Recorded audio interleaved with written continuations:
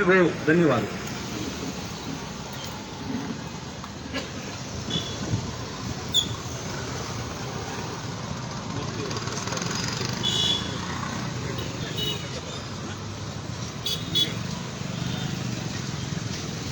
ಈಗ ಮುಂದೆ ಬೇರೆ ಬೇರೆ ಹಿರಿಯ ನಾಯಕರು ಘೋಷಣೆ ಕೊನೆಗೆ ಹೋಗೋಣ. ವಿಸ್ತೃತವಾದಂಥ ಮಾಹಿತಿಯನ್ನು ಮಾನ್ಯ ಗುರುಶಾಂತಪ್ಪನವರು ಇಲ್ಲಿಗೆ ಸಲ್ಲಿಸ್ತಾರೆ. ಆಮೇಲೆ ಉಳಿದ ಚರ್ಚೆಗಳನ್ನು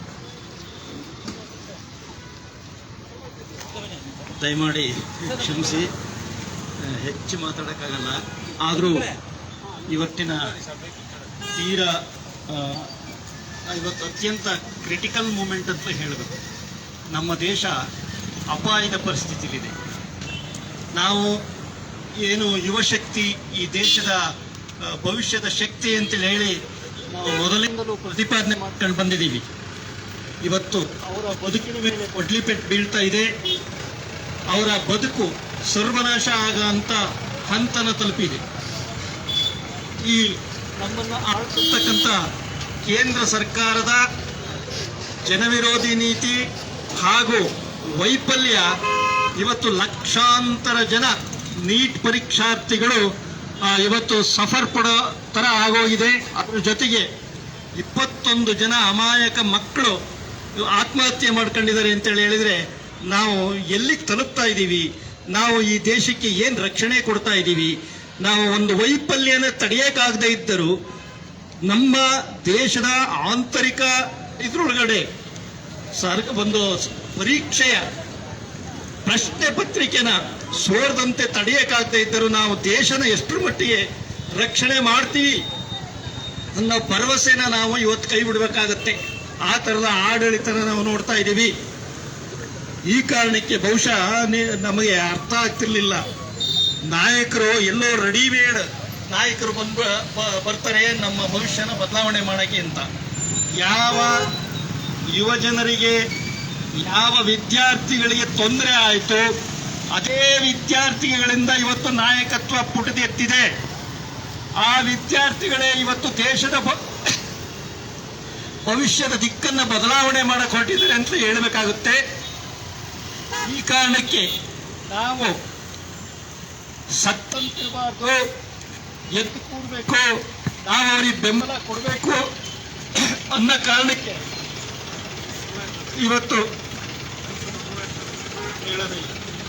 ಇವತ್ತು ಇಲ್ಲಿ ಸಮಾನ ಮನಸ್ಕರು ಮತ್ತೆ ವಿವಿಧ ಪಕ್ಷ ಪ್ರಗತಿಪರ ಸಂಘಟನೆಗಳ ಎಲ್ಲ ಮುಖಂಡರು ಸೇರಿ ಸಾಂಕೇತಿಕವಾಗಿ ಇವತ್ತು ಪ್ರತಿಭಟನೆ ಮಾಡ್ತಾ ಇದ್ದೀವಿ.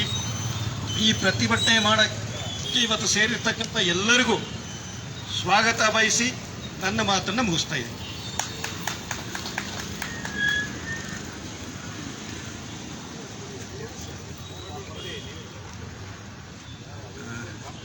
ಎಲ್ಲರನ್ನ ಪ್ರೀತಿಯಿಂದ ಮಾತನಾಡುತ್ತಲೇ ಸ್ವಾಗತವನ್ನು ಬಯಸಿ ಚಿಕ್ಕಮಗಳೂರಿನ ನಾಗರಿಕರು ಪ್ರಜ್ಞೆಯನ್ನು ಎಚ್ಚರವನ್ನು ಇಟ್ಕೊಳ್ಬೇಕು ಅಂತ ಹೇಳ್ತಾನೆ ಅಮಾಯಕ ವಿದ್ಯಾರ್ಥಿಗಳ ನೋವು ಆಕ್ರಂದನಗಳನ್ನ ಮಾತನಾಡಿರ್ತಕ್ಕಂಥ ಗುರುಶಾಂತಪ್ಪನವರಿಗೆ ಧನ್ಯವಾದಗಳು. ಸ್ನೇಹಿತರೆ, ಈಗ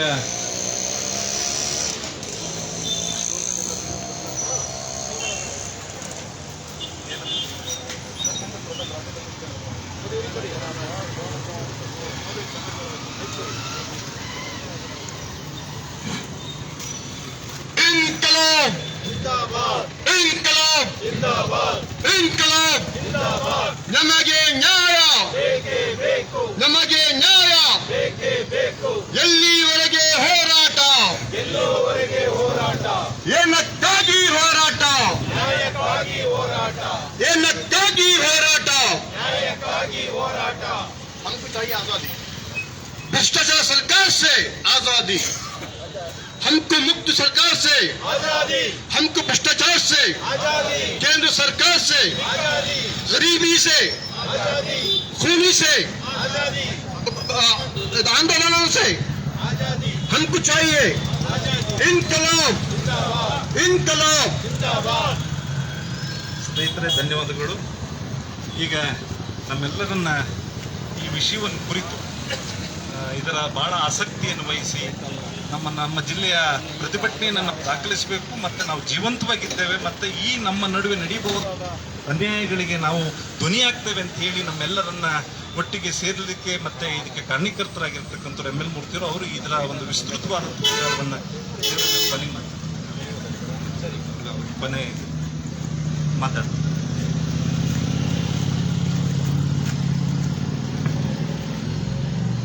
ಇವತ್ತಿನ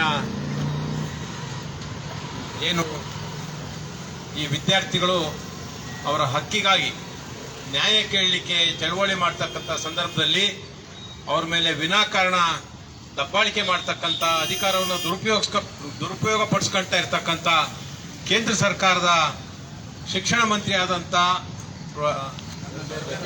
ಧರ್ಮೇಂದ್ರ ಪ್ರಧಾನ್ ಇವರ ರಾಜೀನಾಮೆ ಕೇಳಲಿಕ್ಕೆ ವಿದ್ಯಾರ್ಥಿಗಳು ಚಳವಳಿ ಮಾಡ್ತಕ್ಕಂಥ ಸಂದರ್ಭದಲ್ಲಿ ಏನ್ ನಡೆದಿದೆ ಅದನ್ನು ತಿದ್ಕೊಳ್ಳೋದ್ರ ಬದಲಾಗಿ ಇವರು ದೇಶದಲ್ಲಿ ಪ್ರಜಾತಂತ್ರದ ಬಗ್ಗೆ ಭಾಷಣ ಮಾಡ್ತಕ್ಕಂಥ ನರೇಂದ್ರ ಮೋದಿ ಅವರು, ನಮ್ಮ ಪ್ರಧಾನಿಗಳು ಮತ್ತು ಅವರ ತಂಡ ಬೆದರಿಕೆ ಹಾಕೋ ಮುಖಾಂತರ ಗುಂಡಾಗಳನ್ನ ಕರ್ಕೊಂಡ್ಬಂದು ಲಾಠಿ ಚಾರ್ಜ್ ಮಾಡಿ ಇಂಥ ಒಂದು ಹೀನ ಸ್ಥಿತಿ ಬ್ರಿಟಿಷರು ಕೂಡ ಈ ದೇಶದಲ್ಲಿ ಮಾಡಿರಲಿಲ್ಲ.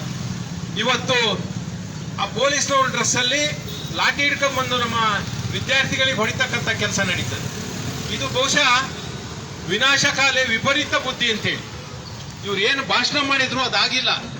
ಇವತ್ತು ನಮ್ಮ ಮನೆಗೊಂದು ಮಗು ಬಂದಿತ್ತು, ನಮ್ಮ ರಿಲೇಷನ್ 8ನೇ ಕ್ಲಾಸ್ ಹುಡುಗಿ. ನೀನ್ ಯಾವ ಪಾರ್ಟಿ ಅಮ್ಮ ಅಂತ ಕೇಳಿದ್ರೆ ನಾನು ಕಾಕ್ರೋಚ್ ಪಾರ್ಟಿ ಅಂತ ದೇವರಾಜ ಹೆಣ್ಮಗಳು. ಇವತ್ತು ಜನರಲ್ಲಿ ನಮ್ಮ ರಾಜಕೀಯ ಪಕ್ಷದ ಬಗ್ಗೆ ಎಷ್ಟು ಭ್ರಮ ನಿರಸನ ಆಗಿದೆ ಅಂದ್ರೆ 8ನೇ ಕ್ಲಾಸ್ ಹೆಣ್ಮಗಳು ಕೂಡ ಅನಲೈಸ್ ಮಾಡುತ್ತೆ. ಆ ಮಗು ಹೇಳುತ್ತೆ ನೇಪಾಳದಲ್ಲಾದಂಗಾಗಬೇಕು, ಶ್ರೀಲಂಕಾದಲ್ಲಾದಂಗಾಗಬೇಕು ಅಂತಕ್ಕಂಥದ್ದನ್ನ. ಇವತ್ತು ನಮ್ಮ ಸಣ್ಣ ಮಕ್ಕಳ ಮನಸ್ಸಲ್ಲೂ ಯಾವ ರೀತಿ ನಿರೀಕ್ಷೆ ಇದೆ ಅಂದ್ರೆ ಇದು ನಾವು ರಾಜಕಾರಣದಲ್ಲಿ ವಿಫಲರಾಗಿದ್ದೀವಿ. ಇದನ್ನು ಪಕ್ಷಾತೀತವಾಗಿ ಹೇಳಲಿಕ್ಕೆ ಇಷ್ಟಪಡ್ತೇನೆ ನಾನು. ಅದಕ್ಕೆ ಕಾರಣನೇ ನಮ್ಮ ಯುವಜನಾಂಗದ ವಿಶ್ವಾಸವನ್ನು ಕಳ್ಕೊಂತಾ ಇದೀವಿ. ಏನ್ರಿ ಎಲ್ಲರೂ ನೀವು ಮೊದಲು ವ್ಯವಸ್ಥೆ ಆಯಾ ರಾಜ್ಯದ ಹಕ್ಕಾಗಿತ್ತು CET ಎಕ್ಸಾಮ್ ಮಾಡ್ತಕ್ಕಂಥದ್ದು. ವೀರಪ್ಪ ಮೊಯ್ಲಿ ಅವರು ಶಿಕ್ಷಣ ಸಚಿವರಾಗಿದ್ದಂಥ ಸಂದರ್ಭದಲ್ಲಿ ಬಹಳ ಸೊಗಸಾಗಿ ಮಾಡಿದ್ರು CET ಎಕ್ಸಾಮ್ನ. ಇವತ್ತು ಆಲ್ ಇಂಡಿಯಾ ಮಾಡಿ ಇವ್ರಿಗೆ ತಿನ್ನಕ್ಕ ತಿಲ್ದಲ್ಲ ಈ ಕಡೆ ಬಾಬರಿ ಮಸೀದಿ ರಾಮ ಮಂದಿರಕ್ಕೆ ಬಂದಿರತಕ್ಕಂಥ ಕಾಣಿಕೆ ತಿಂದ್ರು, ಇಲ್ಲಿ ಬಂದು ಈ ಪೇಪರ್ ಮಾರ್ಕೊಂಡು ತಿಂದ್ರು ಇವರು ಪ್ರಧಾನ ಮತ್ತು ಅವರ ತಂಡ. ಇದು ಕಷ್ಟಪಟ್ಟು ಓದಂತ ಮಕ್ಕಳಿಗೆ ಭ್ರಮ ನಿರಸನ ಆಗಿ ಆತ್ಮಹತ್ಯೆ ಮಾಡ್ಕೊಳ್ತಕ್ಕಂಥದ್ದಾಗಿದೆ.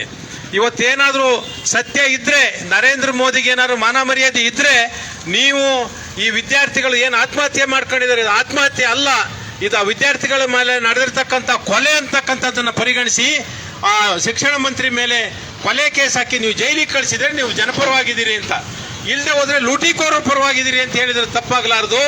ಇವತ್ತು ಈ ದೇಶದಲ್ಲಿ ಅರಾಜಕತೆ ಬಂದೋಗಿದೆ ಬಂಧುಗಳೇ. ನಾವು ಇವತ್ತು ಬರೀ ನಾವಲ್ಲ, ನಮ್ಮ ಮಕ್ಕಳು ಓದಿ ಉದ್ಯೋಗದಲ್ಲಿ ಇದ್ದಾರೆ, ಆದ್ರೆ ಬೇರೆಯವ್ರ ಮಕ್ಕಳು ಕೂಡ ಅವರ ಪ್ರತಿಭೆಗೆ ಪುರಸ್ಕಾರ ಸಿಗಬೇಕು ಅಂದ್ರೆ ಪಾರದರ್ಶಕವಾದಂಥ ಎಕ್ಸಾಮ್ ನಡಿಬೇಕು, ಯಾವುದೇ ಇನ್ಫ್ಲೂಯೆನ್ಸ್ ನಡಿಬಾರ್ದು. ಆ ರೀತಿ ಆದ್ರೆ ಮಾತ್ರ ನಮ್ಮ ಯುವಜನರು, ನಾವು ಅದು ಎಲೆಕ್ಷನ್ ಬಂದಾಗ ಹೇಳಿದ್ವಿ ವರ್ಷಕ್ಕೆ 2 ಕೋಟಿ ಉದ್ಯೋಗ ಕೊಡ್ತೀವಿ ಅಂತ. ಈಗ ಅವ್ರಿಗೆ ಉದ್ಯೋಗ ಅರ್ಸೋದಕ್ಕೆ ಅರ್ಹತೆ ಇರ್ತಕ್ಕಂಥದ್ದು ಈ ಪರೀಕ್ಷೆಗಳು. ಆ ಪರೀಕ್ಷೆನೇ ಕಾಪಿ ಹೊಡೆದು ಆ ಉದ್ಯೋಗನೂ ಇಲ್ಲ, ಈ ಕಡೆ ಎಕ್ಸಾಮು ಇಲ್ಲ, ಅವ್ರು ಪಾಸ್ ಆಗಂಗಿಲ್ಲ, ಕಳ್ಳರ ಪಾಲಾಗ್ತಾ ಇದೆ ವಿದ್ಯೆ. ಯಾರಿಗೆ ಸಂಪನ್ಮೂಲ ಇದೆ, ಜ್ಞಾನದ ಸಂಪನ್ಮೂಲ, ಅವ್ರ ಪಾಲಾಗ್ತಾ ಇಲ್ಲ ವಿದ್ಯೆ ಮತ್ತು ಸರ್ಟಿಫಿಕೇಟು. ಅಯೋಗ್ಯರ ಪಾಲಾಗ್ತಾ ಇದೆ ಸರ್ಟಿಫಿಕೇಟು. ಅದಕ್ಕೆ ನರೇಂದ್ರ ಮೋದಿ ಅವರು ಕೂಡ ಸುಳ್ಳು ಸರ್ಟಿಫಿಕೇಟ್ ಕೊಟ್ಟು ಪ್ರಧಾನಿಯಾಗಿರೋದ್ರಿಂದ ದೇಶದಲ್ಲಿ ಅದನ್ನೇ ನಡೆಸ್ತಿರೋದವರು. ಎಲ್ಲರೂ ಸುಳ್ಳು ಸರ್ಟಿಫಿಕೇಟ್ ಪಡೆದು ಮುಂದೆ ಜೀವನ ನಡೆಸ್ಕೊಳ್ಳಿ ಅಂತ ಹೇಳಿ. ಹಾಗಾಗಿ ಇವತ್ತು ಅನೇಕ ಸ್ನೇಹಿತರು ನಾವು ಇದಕ್ಕೆ ಆ ವಿದ್ಯಾರ್ಥಿಗಳಿಗೆ ಬೆಂಬಲ ಕೊಡದೆ ಹೋದ್ರೆ ನಮ್ಮ ಅಧರ್ಮ ಆಗ್ತದೆ, ನಾವು ಮುಂದಿನ ಜನ್ಮದಲ್ಲಿ ನರಕಕ್ಕೆ ಹೋಗ್ತೀವಿ. ಮೂರ್ತಿಯವರೇ, ಈ ಒಂದು ಕೆಲಸ ನಾವು ಮಾಡಬೇಕು ಅಂದ್ರು. ನಾನು ಊರಲ್ಲಿ ಇರಲಿಲ್ಲ, ಬಂದು ಅನೇಕ ಇಲ್ಲಿ ಸಮಾನ ಮನಸ್ಕರ ಸಭೆ ಕರೆದು ನಾವು ಚರ್ಚಿಸಿದ್ವಿ. ಸಾಂಕೇತಿಕವಾಗಿ ಒಂದು ಚಳುವಳಿ ಮಾಡಬೇಕು, ಮತ್ತೆ ಇದನ್ನ ಹಂತ ಹಂತವಾಗಿ ಮುಂದಕ್ಕೆ ತಗೊಂಡೋಗ್ಬೇಕು ಅಂತಕ್ಕಂಥ ಒಂದು ಸಲಹೆಯನ್ನು ಕೊಟ್ಟರು. ಅದಕ್ಕೆ ಪೂರಕವಾಗಿ ಇವತ್ತು ಒಂದು ಸಾಂಕೇತಿಕವಾಗಿ ಈ ಚಳುವಳಿಯನ್ನು ನಾವು ಮಾಡ್ತಾ ಇದ್ದೇವೆ. ಹಾಗೆ ಬೇರೆ ಬೇರೆ ಕಡೆ ಬೇರೆ ಬೇರೆ ಪಕ್ಷಗಳು, ಸಂಘಟನೆಗಳು ಈ ಬಗ್ಗೆ ತಮ್ಮ ಪ್ರತಿರೋಧವನ್ನು ವ್ಯಕ್ತಪಡಿಸ್ತಿದ್ದಾವೆ. ಪ್ರಜಾತಂತ್ರದಲ್ಲಿ ಅದು ಯಶಸ್ವಿ ಆಗಬೇಕು ಅಂದ್ರೆ ತಮ್ಮ ಅಳಲನ್ನ ತೋಡ್ಕೊಳ್ತಕ್ಕಂಥ, ಪ್ರತಿಭಟನೆ ಮಾಡ್ತಕ್ಕಂಥ ಹಕ್ಕು ಪ್ರಜಾತಂತ್ರದಲ್ಲಿ ಇರಬೇಕು. ಅದಿಲ್ಲ ಅಂದ್ರೆ ಅದು ಪ್ರಜಾತಂತ್ರದ ಸಾವಾಗ್ತದೆ, ಅದು ಸರ್ವಾಧಿಕಾರಿಗಳ ಕೈಲಿ ಅಧಿಕಾರ ಹೋಗ್ತದೆ. ಆದ್ರಿಂದ ಇವತ್ತೇನು ಪ್ರತಿಭಟನೆ ನಡೀತಾ ಇದೆ ಆ ಪ್ರತಿಭಟನೆ ನಡೀಲೇಬೇಕು ಅಂತಕ್ಕಂಥದ್ದು ನನ್ನ ಅನಿಸಿಕೆ. ಈ ಸಂದರ್ಭದಲ್ಲಿ ನಾನು ಹೇಳಕ್ಕೆ ಇಷ್ಟಪಡ್ತಕ್ಕಂಥದ್ದು, ಇವತ್ತು ನಮ್ಮ ಒಂದು ಮಗು ಹಸಿವಾಗಿ ತಾಯಿ ಹಾಲು ಕೊಟ್ಟಿಲ್ಲ ಅಂದ್ರೆ ಅದು ಒಳ್ಳುತ್ತೆ, ಒಳ್ಳೋದ್ರ ಮುಖಾಂತರ ತನ್ನ ಪ್ರತಿಭಟನೆಯನ್ನು ವ್ಯಕ್ತಪಡಿಸುತ್ತೆ. ಆ ತಾಯಿ ಬಂದು ಆ ಮಗುನ ಎತ್ಕೊಂಡು ಹಾಲು ಕೊಡ್ತಕ್ಕಂಥ ಕೆಲಸ ಮಾಡೋದ್ರ ಮುಖಾಂತರ ಅದು ಗ್ರೀವೆನ್ಸಸ್ ಕೇಳುತ್ತೆ. ಇವ್ರಿಗೇನಾಗಿದೆ ಅಂದ್ರೆ ಲಾಠಿ ತಗೊಂಡು ಹೊಡೆದು ಇವ್ರ ಕೈಲಿ ಅದಕ್ಕೂ ತಾಕತ್ತಿಲ್ಲ, ಫೇಕ್ ಡ್ರೆಸ್ಸಲ್ಲಿ ಪೊಲೀಸ್ನವ್ರು ಕರ್ಕೊಂಡ್ಬಂದು ಹೊಡ್ತಕ್ಕಂಥ ಅಟೆಂಪ್ಟ್ ಮಾಡ್ತಕ್ಕಂಥ ಕೆಲಸವನ್ನು ಮಾಡ್ತಾರೆ. ಇಂಥ ಅಯೋಗ್ಯರು ಇವತ್ತು ವಿದೇಶಗಳಲ್ಲಿ ನಮ್ಮ ಒಂದು ಗೌರವವನ್ನು, ನಮ್ಮ ರಾಷ್ಟ್ರದ ಗೌರವವನ್ನು ಹಾಳು ಮಾಡ್ತಕ್ಕಂಥ ಕೆಲಸ ಮಾಡ್ತಿದ್ದಾರೆ. ಇವತ್ತು ಬೆಳಿಗ್ಗೆ ನೋಡಿದೆ, ಇಂಗ್ಲೆಂಡ್ ಅಲ್ಲಿ ನರೇಂದ್ರ ಮೋದಿ ಮತ್ತು ಅವ್ರ ಸರ್ಕಾರಕ್ಕೆ ಕ್ಯಾಕೆಟ್ ಹೋಗಿತಾ ಇದ್ದಾರೆ. ನಿನ್ನೆ ಲಾಸ್ ಏಂಜಲಸ್ ಅಲ್ಲಿ ಹೋಗಿತಾ ಇದ್ರು. ಅಂತಾರಾಷ್ಟ್ರೀಯ ಮಟ್ಟದಲ್ಲಿ ನಮ್ಗೆ ಕೆಟ್ಟ ಹೆಸರು ತರ್ತಕ್ಕಂಥ ಮಹಾನ್ ಕೆಲಸವನ್ನ ಮಾಡ್ತಿದ್ದಾರೆ ಅಂದ್ರೆ ಅದು ಮಾನ್ಯ ನರೇಂದ್ರ ಮೋದಿ ಅವರು ಮತ್ತು ಅವ್ರ ತಂಡ ಮಾಡ್ತಾ ಇದೆ. ಈ ಕೂಡಲೇ ನಮ್ಮ ಒತ್ತಾಯ, ಆ ವಿದ್ಯಾರ್ಥಿಗಳ ಸಾವಿಗೆ ಕಾರಣ ಆದಂತ ಒಂದು ಎಕ್ಸಾಮ್ ನಡ್ಸಕ್ಕೆ ನೆಟ್ಗೆ ಆಗದೆ ಇದ್ದಂತ ಮಂತ್ರಿನ ಇಟ್ಕೊಂಡು ನೀವೇನ್ರಿ ಸರ್ಕಾರ ಮಾಡ್ತೀರಿ? ಅವ್ನು ತೆಗೆದಾಕ್ರಿ, ಎಲ್ಲ ಸರಿಯಾಗತ್ತೆ. ಈ ಜನ ವಿದ್ಯಾರ್ಥಿಗಳು ಕೇಳ್ತಾ ಇರ್ವಿ, ನಮ್ಮ ಕೈಲೇನು ಮಂತ್ರಿಗಿರಿ ಕೊಡಿ ಅಂತ ಕೇಳ್ತಾ ಇಲ್ಲ, ಪ್ರಧಾನ ಮಂತ್ರಿಗಿರಿ ಕೊಡಿ ಅಂತ ಕೇಳ್ತಾ ಇಲ್ಲ, ಆ ತಪ್ಪಿತಸ್ಥನ್ನು ಮನೆಗೆ ಕಳಿಸ್ರಿ ಅಂತ ಕೇಳ್ತಿದ್ದಾರೆ. ಅಷ್ಟನ್ನು ಮಾಡಕ್ಕಾಗದೆ ಇದ್ದಂತ ಪ್ರಧಾನಿ ಏನ್ ದೇಶದಲ್ಲಿ ಏನ್ ಮಾಡ್ತೀರಿ? ಎಷ್ಟು ದಿವಸ ಐತಿ ಹಗರಣ ಶುರುವಾಗಿ? ನಿನ್ನೆ ಮಾತಾಡಿದಾರೆ ಲೋಕಸಭೆಯಲ್ಲಿ, ಇದು ಅಕ್ಷಮ್ಯ ಅಪರಾಧ, ಆ ತಪ್ಪಿಸಿದ ಶಿಕ್ಷೆ ಆಗ್ಬೇಕು, ಜೈಲಿಗೆ ಕಳಿಸ್ಬೇಕು ಅಂತ. ಇಷ್ಟಕ್ಕೆ ಬಾಯಿಗೇನು ಕಳೆದು ತೂರಿಕೊಂಡಿದ್ರೇನ್ರಿ ವಿದ್ಯಾರ್ಥಿಗಳು ಬೀದಿ ಬಂದು ಇಳಿಯ ತನಕ? ನಿನ್ನೆ ಪ್ರಧಾನಮಂತ್ರಿಯ ಕಚೇರಿ ಮುಂದೆ ಪ್ರತಿಭಟನೆ ಮಾಡ್ತಾ ಇದ್ರೆ ಪ್ರಧಾನಮಂತ್ರಿಯ ಕಚೇರಿಗೆ ಮುತ್ತಿಗೆ ಹಾಕ್ತಾರೆ ಅಂತ ಹೇಳಿ ಇವರು ವಿರೋಧ ಪಕ್ಷದ ನಾಯಕರಾದಂಥ ರಾಹುಲ್ ಗಾಂಧಿ ಅವ್ರನ್ನ ಅನೇಕರನ್ನು ಬಂಧನ ಮಾಡ್ತಕ್ಕಂಥ ಕೆಲಸ ಮಾಡ್ತಾರೆ. ಇವತ್ತು ಯಾರಾದ್ರೂ ನಾವೇ ಕಟ್ಟಿರ್ತಕ್ಕಂಥ ಒಂದು ಸಂಸ್ಥೆನ ಮುತ್ತಿಗೆ ಹಾಕಿ ಧ್ವಂಸ ಮಾಡಕ್ಕಾಗಲ್ಲ. ಇವ್ರಿಗೊಂದು ಕಾರಣ ಬೇಕು. ಆ ಕಾರಣ ಸುಳ್ಳು ಕಾರಣವನ್ನು ಹೇಳ್ಕೊಂಡು ಧ್ವಂಸ ಮಾಡ್ತಕ್ಕಂಥ ಕೆಲಸ, ಪ್ರಜಾತಂತ್ರ ಧ್ವಂಸ ಮಾಡ್ತಕ್ಕಂಥ ಪ್ರತಿಭಟನಾಕಾರರು ಶಾಂತಿಯುತವಾಗಿ ಧರಣಿ ಮಾಡ್ತಾ ಇದ್ರು. ಅವ್ರನ್ನ ಎತ್ತಾಕೊಂಡೋಗಿ ಅವ್ರ ಮೇಲೆ ಹಲ್ಲೆ ಮಾಡ್ತಕ್ಕಂಥ ಕೆಲಸವನ್ನು ಮಾಡಿ ಈ ಏನು ಸರ್ವಾಧಿಕಾರಿ ಧೋರಣೆಯನ್ನು ತಾಳಿ ಚಳುವಳಿಯನ್ನು ಹತ್ತಿಕ್ಕತಕ್ಕಂಥ ಕೆಲಸ ಮಾಡ್ತಾರೆ. ಯಾರು ಪ್ರಜಾತಂತ್ರದಲ್ಲಿ ಜನಾಭಿಪ್ರಾಯಕ್ಕೆ ಮನ್ನಣೆ ಕೊಡಲ್ಲ ಅವನು ನಾಲಾಯಕ ಪ್ರತಿನಿಧಿ ಆಗ್ತಾನೆ. ಅಂಥದ್ರಲ್ಲಿ ನರೇಂದ್ರ ಮೋದಿ ಮತ್ತು ಅವ್ರ ತಂಡನೂ ಕೂಡ ನಾಲಾಯಕ ಪ್ರತಿನಿಧಿಗಳಾಗಿದ್ದಾರೆ. ನಮಗೆ ನಾಚೆ ಆಗುತ್ತೆ ಇಂಥ ಒಬ್ಬ ಪ್ರಧಾನಿ ನಮ್ಮ ದೇಶದಲ್ಲಿದ್ದಾರೆ ಅಂತ ಹೇಳಲಿಕ್ಕೆ.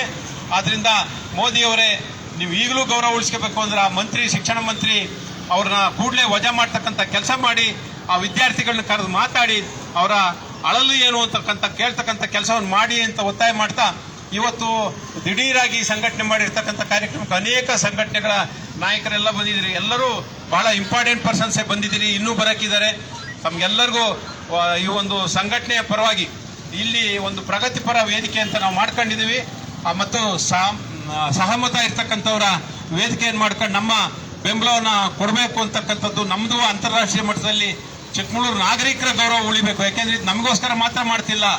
ಯಾರು ಸಿವಿಲೈಸ್ ಜನ ಇದ್ದಾರೆ, ಬೇರೆಯವರಲ್ಲಿ ತನ್ನಂತ ಪರರ ಬಗೆದೊಡೆ ಕೈಲಾಸ ಅಂತ ಬಸವಣ್ಣ ಏನು ಹೇಳಿದಾನೆ, ಅವರಲ್ಲೂ ಕೂಡ ನಮ್ಮನ್ನ ನಾವು ಕಾಣ್ತಕ್ಕಂಥ ಕೆಲಸವನ್ನ ಮಾಡ್ತಕ್ಕಂಥದ್ದು ಆಗ್ಬೇಕು ಅಂತೇಳಿ ಕಾರ್ಯಕ್ರಮವನ್ನು ಮಾಡಿದೀವಿ.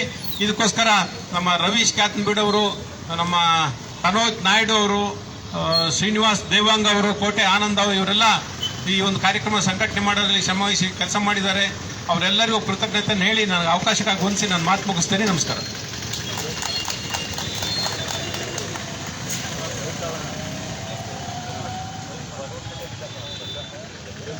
ವಿಸ್ತೃತವಾಗಿ ತಮ್ಮ ವಿಚಾರಗಳನ್ನು ಹೇಳಿರ್ತಕ್ಕಂಥ ಮೂರ್ತಿಯವರಿಗೆ ಧನ್ಯವಾದಗಳು.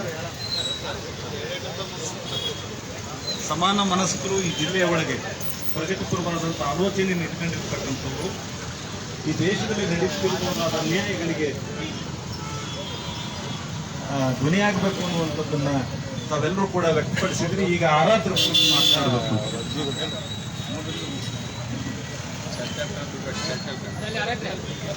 ಕೊನೆಗೆ ರಾಧಾಕೃಷ್ಣ ಅವರು, ಶ್ರೀನಿವಾಸ್ ಅವರು ಎಲ್ಲ ವೇದಿಕೆಗೆ ಬಂದಿದ್ದಾರೆ. ಅವರಿಗೂ ಕೂಡ ಪ್ರೀತಿಯ ಸ್ವಾಗತ. ಸ್ನೇಹಿತರೆ, ಈ ಚಳುವಳಿಯನ್ನ ಪ್ರಾರಂಭ ಆದಾಗಲಿಂದ ನೀವೆಲ್ಲರೂ ವಾಚ್ ಮಾಡ್ತಾ ಇದ್ರಿ, ಮಾಹಿತಿಗಳನ್ನ ತಗೊಳ್ತಾ ಇದ್ರಿ. ಇಲ್ಲೇ ಇರ್ಬೇಕಾ? ಅವ್ರ ಬೇಡಿಕೆ ಇರೋದು ಅದು ಇಷ್ಟೇ. ಹಲವಾರು ಬಾರಿ ಪ್ರಶ್ನೆ ಪತ್ರಿಕೆಗಳು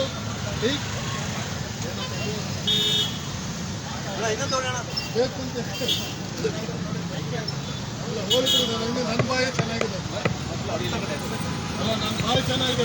ಸರಿ ಇದೆಯಲ್ರಿ?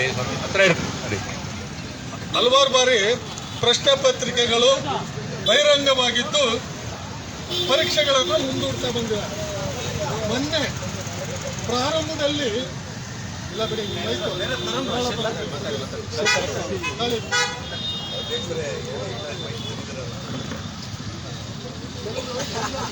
ಕಂಡ್ರಾಗಲ್ಲ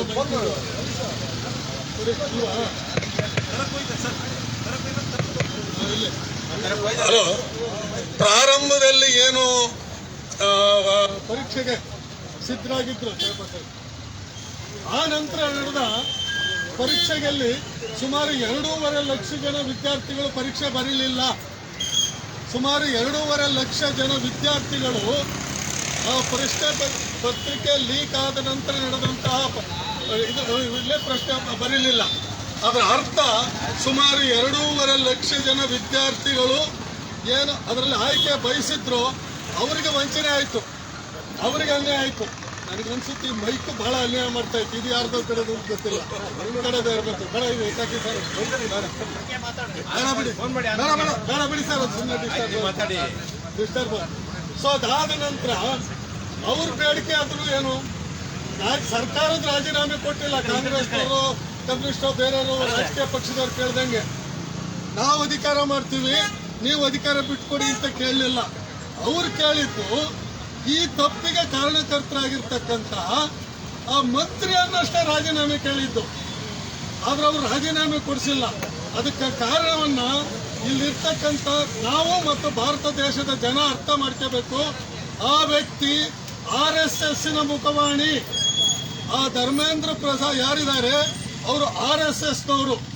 RSS ಅಂತಕ್ಕಂಥ ಸಂಘಟನೆಗೆ ಪ್ರಜಾಪ್ರಭುತ್ವದ ಬಗ್ಗೆ ನಂಬಿಕೆ ಇಲ್ಲ. ಅದು ಯಾವುದೇ ಧಾರ್ಮಿಕ ಆಧಾರಿತ ಸಂಘಟನೆ ಆಗಿರ್ಬೋದು, ಅದು ಇಸ್ಲಾಂ ಬೆಸ್ಟ್ ಸಂಘಟನೆ ಇರ್ಬೋದು, ಹಿಂದೂ ಬೆಸ್ಟ್ ಸಂಘಟನೆಗಳಾಗಿರ್ಬೋದು, ಧಾರ್ಮಿಕ ಆಧಾರಿತ ಸಂಘಟನೆಗಳಿಗೆ ಪ್ರಜಾಪ್ರಭುತ್ವ ವ್ಯವಸ್ಥೆಯಲ್ಲಿ ನಂಬಿಕೆ ಇರೋದಿಲ್ಲ. ಇಂಥ ವ್ಯಕ್ತಿಯನ್ನ ತೆಗೆಯುವಂತಕ್ಕಂಥ ತಾಕತ್ತು ನಮ್ಮ ಪ್ರಧಾನಮಂತ್ರಿಗಳಿಗೂ ಇಲ್ಲ. ಯಾಕೆಂದ್ರೆ ಪ್ರಧಾನಮಂತ್ರಿಗಳು ಸಹ RSS ಇಂದ ನೇಮಕ ಆಗಿರತಕ್ಕಂಥವ್ರು. ಇಂಥ ಒಂದು ವ್ಯಕ್ತಿ ಇವತ್ತಲ್ಲಿ ಕೂತ್ಕೊಂಡು ಇವತ್ತು ಹುಡುಗರಾದ್ರೂ ಮಾಡ್ತಿರೋದೇನು ಅನ್ಯಾಯ ಆಗಿದೆ, ನ್ಯಾಯ ಕೊಡಬೇಕು. 22 ಜನ ಮಕ್ಕಳು ಸತ್ತಿದ್ದಾವೆ. 2.5 ಲಕ್ಷ ಜನ ವಿದ್ಯಾರ್ಥಿಗಳು ಎಕ್ಸಾಮ್ ಬರೆಯೋದ್ರಿಂದ ವಂಚಿತರಾಗಿದ್ದಾರೆ. ಅದಕ್ಕೆ ನ್ಯಾಯ ಸಿಗ್ಬೇಕು ಅಂತ ಕೇಳ್ತಾರೆ. ಆದ್ರೆ ಅದನ್ನು ಮಾಡ್ಲಿಕ್ಕೆ ತಯಾರಾಗಿಲ್ಲ. ಅವ್ರ ವಿರುದ್ಧ ದಬ್ಬಾಳಿಕೆ ಮಾಡ್ಲಿಕ್ಕೆ ಕೊಟ್ಟಿದ್ದಾರೆ. ಆದ್ರೂ ನಾವು ಸುಮ್ಮನೆ ಕೂತಿದ್ರೆ ನಾವು ಈ ದೇಶದ ಪ್ರಜೆಗಳಾಗಿ ಇದ್ದು ಸಹ ವ್ಯರ್ಥ ಅಂತಕ್ಕಂಥದ್ದು ನನ್ನ ಅಭಿಪ್ರಾಯ. ಇಲ್ಲಿ ಅಲ್ಯಾರೋ ಕಾಂಗ್ರೆಸ್ ಪಾರ್ಟಿ ಚಳುವಳಿ ಅಲ್ಲ ಅದು ಸಮಾಜವಾದಿ ಪಾರ್ಟಿ ಚಳುವಳಿ ಅಲ್ಲ. ಒಂದು ಕಾಲದಲ್ಲಿ ನರೇಂದ್ರ ಮೋದಿ ಅವರನ್ನ ಇಂದ್ರ ಚಂದ್ರ ಅಂತೇಳಿ ಒಪ್ಪಿ ಮತ ಕೊಟ್ಟಂತ ಹುಡುಗರು ಅವರೆಲ್ಲವ. ಯಾಕೆಂದ್ರೆ ಹಲವಾರು ಪಕ್ಷಗಳ ಆಡಳಿತದ ವೈಫಲ್ಯವನ್ನ ವಿರೋಧಿಸಿ ಈ ಸನ್ಮಾನ್ಯ ನರೇಂದ್ರ ಮೋದಿ ದೇಶದ ಬಹಳ ಉದ್ಧಾರಕರು ಅಂತಕ್ಕಂಥ ನಂಬಿಕೆಯಿಂದ ಅಧಿಕಾರಕ್ಕೆ ತಂದಂತ ಹುಡುಗರೇ ಅವರು, ಬೇರೆ ಯಾರು ಅಲ್ಲ. ಇವತ್ತು ಆ ಹುಡುಗರು ಹೇಳ್ತಿದ್ದಾರೆ ನೀನು ನಿನ್ನ ಪಕ್ಷದವರು ಸರಿ ಇಲ್ಲ, ಸರಿಪಡಿಸಪ್ಪ ಅಂತೇಳಿ ಅಂತ. ಆದ್ರೂ ಅವರು ಮಾಡ್ತಾ ಇಲ್ಲ. ಅವ್ರ ವಿರುದ್ಧ ಹೋರಾಟ ಮಾಡೋರ ವಿರುದ್ಧ ಸರ್ಕಾರದ ಅಧಿಕಾರಿ ಪೊಲೀಸನ್ನ ಎತ್ಕಟ್ಟಿ, ಯಾಕೆಂದ್ರೆ ಅದು ಸಿದ್ಧಾಂತ RSS ಇದ್ದದು. ಅವ್ರು ಯಾವತ್ತೂ ಯಾರ ಮಾತು ಕೇಳಲ್ಲ. ಅವ್ರು ಅಲ್ಲಿ ಎಲ್ಲಿಂದ ಬರುತ್ತೆ, ಅವ್ನು ಓಟ್ ಹಾಕ್ತಿದ್ರು ಪರವಾಗಿಲ್ಲ, ಅವರೇ ಬಾಸು. ಆ ರೀತಿಯ ಒಂದು ಮೂಲ ಸಿದ್ಧಾಂತವನ್ನು ಹೊಂದಿರತಕ್ಕಂಥ ಇಂಥವ್ರು ಅಧಿಕಾರದಲ್ಲಿ ಇರೋವರೆಗೂ ಈ ದೇಶದಲ್ಲಿ ಪ್ರಜಾಪ್ರಭುತ್ವ ಅನ್ನೋದನ್ನ ನಾವು ಬರ್ಕೋಬೇಕಾಗತ್ತೆ. ಅದರಿಂದ ಅಂಥವನು ಇಳಿಯೋವರೆಗೂ ಹೋರಾಟ ಮಾಡಬೇಕಾದ್ದು ನಮ್ಮೆಲ್ಲರ ಕರ್ತವ್ಯ. ಆದ್ರೂ ಇವತ್ತೇನು ವಿದ್ಯಾರ್ಥಿಗಳು ನಡೆಸ್ತಕ್ಕಂಥ ಹೋರಾಟಕ್ಕೆ ನಾವು ಬೆಂಬಲ ಕೊಡದೆ ಅವ್ರ ಜೊತೆ ಕೈ ಜೋಡಿಸ್ತಾ ಇದ್ರೆ ಈ ದೇಶದ ಅನ್ನ ತಿಂದು ಬದುಕಿದ್ದು ವ್ಯರ್ಥ ಆಗುತ್ತೆ ಅಂತಕ್ಕಂಥದ್ದು ನಮ್ಮ ಅಭಿಪ್ರಾಯ. ಈ ಹಿನ್ನೆಲೆ ಒಳಗೆ ಇನ್ನು ಮುಂದೆ ನಡೀತಕ್ಕಂಥ ಯಾವುದೇ ಹೋರಾಟಗಳಿಗೆ ನಾವೆಲ್ಲರೂ ಕೈ ಜೋಡಿಸೋಣ. ಮುಂದೆ ವಿದ್ಯಾರ್ಥಿಗಳ ಹೋರಾಟಕ್ಕೆ ಜಯ ಸಿಗೋವರೆಗೂ ಅವ್ರ ಜೊತೆ ನಿಲ್ಲೋಣ ಅಂತೇಳಿ ನಾನು ಮಾತನ್ನು ಮುಗಿಸ್ತೀನಿ. ನಮಸ್ಕಾರ. ನಮ್ಮ ಹೋರಾಟಕ್ಕೆ ನಮಗೆ ನ್ಯಾಯ, ಧರ್ಮಾಂತರದ ಸರ್ಕಾರಕ್ಕೆ ಹೇಳಿದಿಕ್ಕಾರ, ಬಿಜೆಪಿ ಸರ್ಕಾರಕ್ಕೆ ಹೇಳಿದಿಕ್ಕಾರ. ಇನ್ಕಲಾಬ್ ಜಿಂದಾಬಾದ್.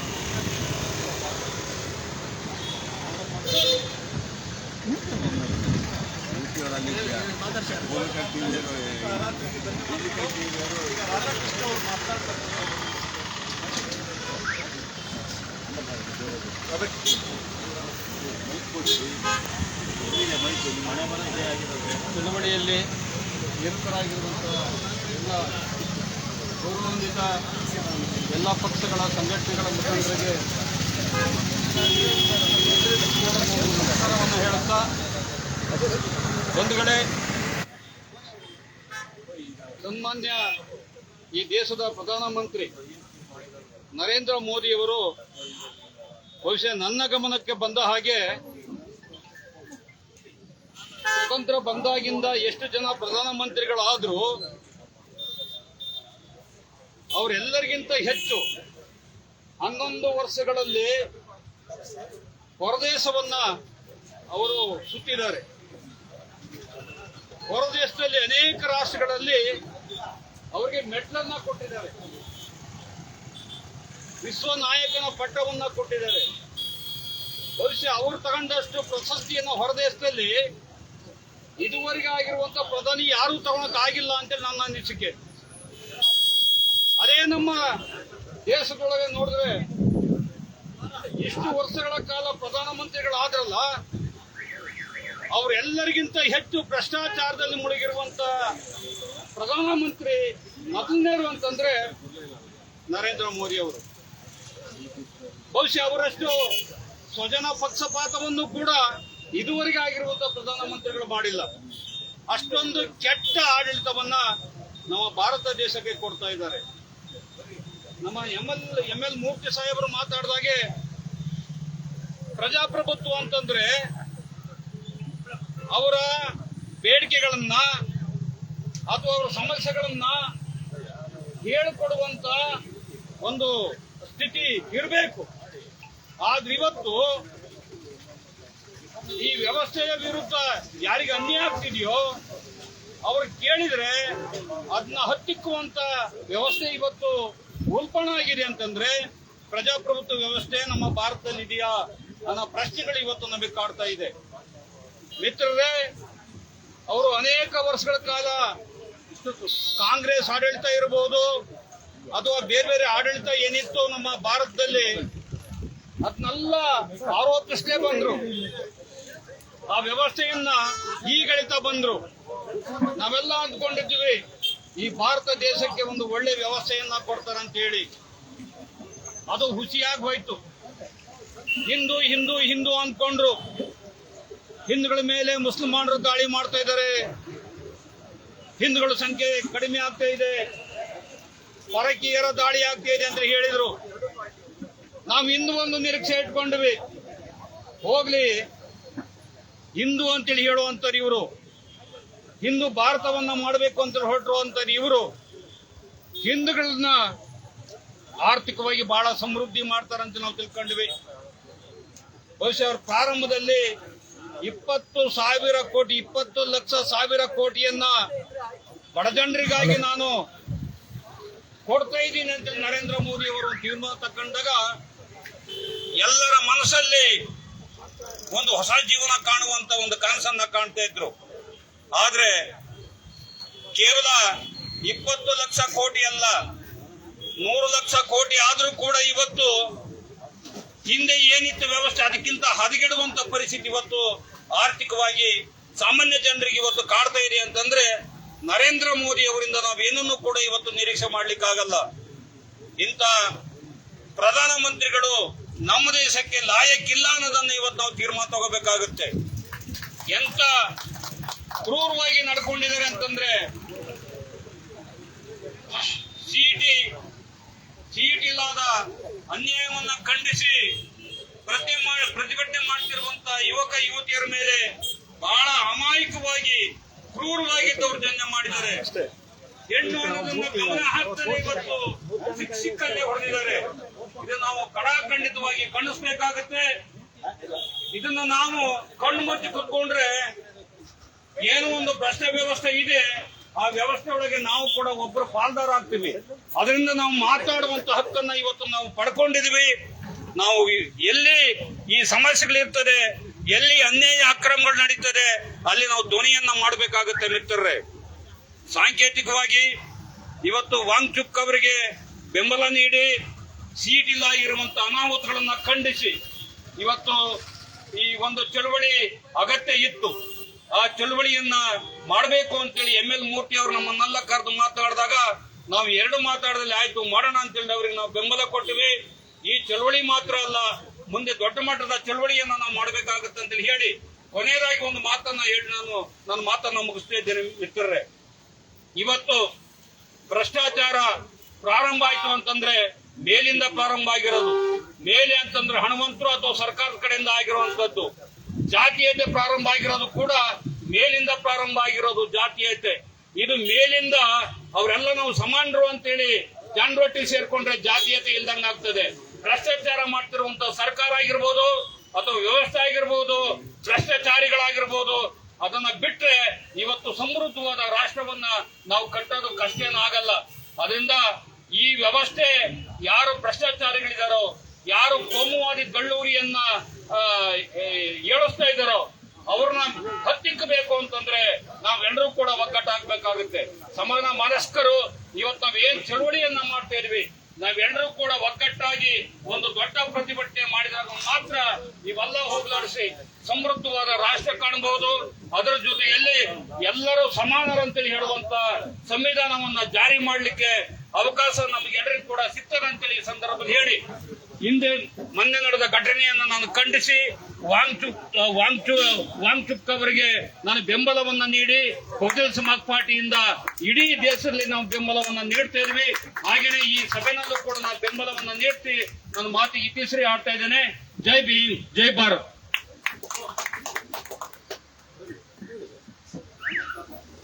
ರಾಧಾಕೃಷ್ಣ ಅವರಿಗೆ ಧನ್ಯವಾದಗಳು. ಏನು ವಾಂಗ್ಚುಂಗ್ ಅವರ ಬಂಧಿಸಿರ್ತಕ್ಕಂಥ ನಡವಳಿಕೆ ಮತ್ತು ಈ ನೀಟ್ ಹಗರಣವನ್ನು ಕುರಿತು ಈ ಜಿಲ್ಲೆಯಲ್ಲಿ ಪ್ರಜ್ಞಾವಂತರು ಒಂದಷ್ಟು ಧ್ವನಿಯನ್ನು ಎತ್ತುತ್ತಾ ಇದ್ದಾರೆ.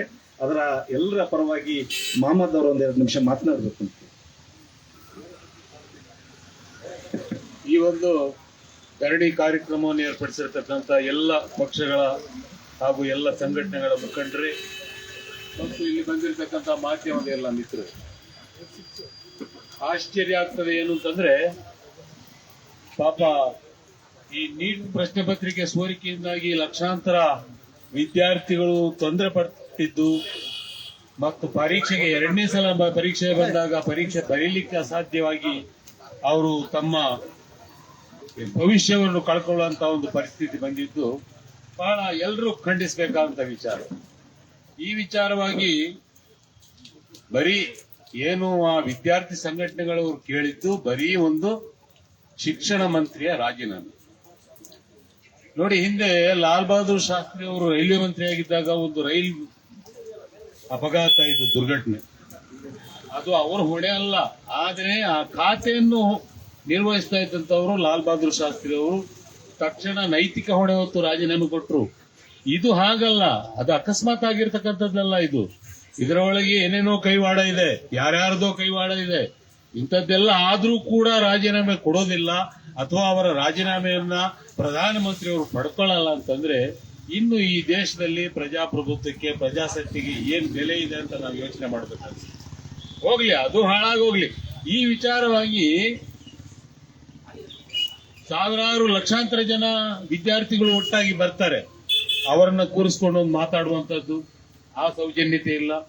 ಕೊನೆ ಪಕ್ಷ ಪಾರ್ಲಿಮೆಂಟ್ ಅಧಿವೇಶನ ಶುರುವಾಗಿದೆ, ರಾಜ್ಯಸಭೆಯಲ್ಲಾಗ್ಲಿ ಲೋಕಸಭೆಯಲ್ಲಾಗ್ಲಿ ಈ ವಿಷಯ ಪ್ರಸ್ತಾಪನೆ ಮಾಡಲಿಕ್ಕೆ ಅವಕಾಶ ಇಲ್ಲ.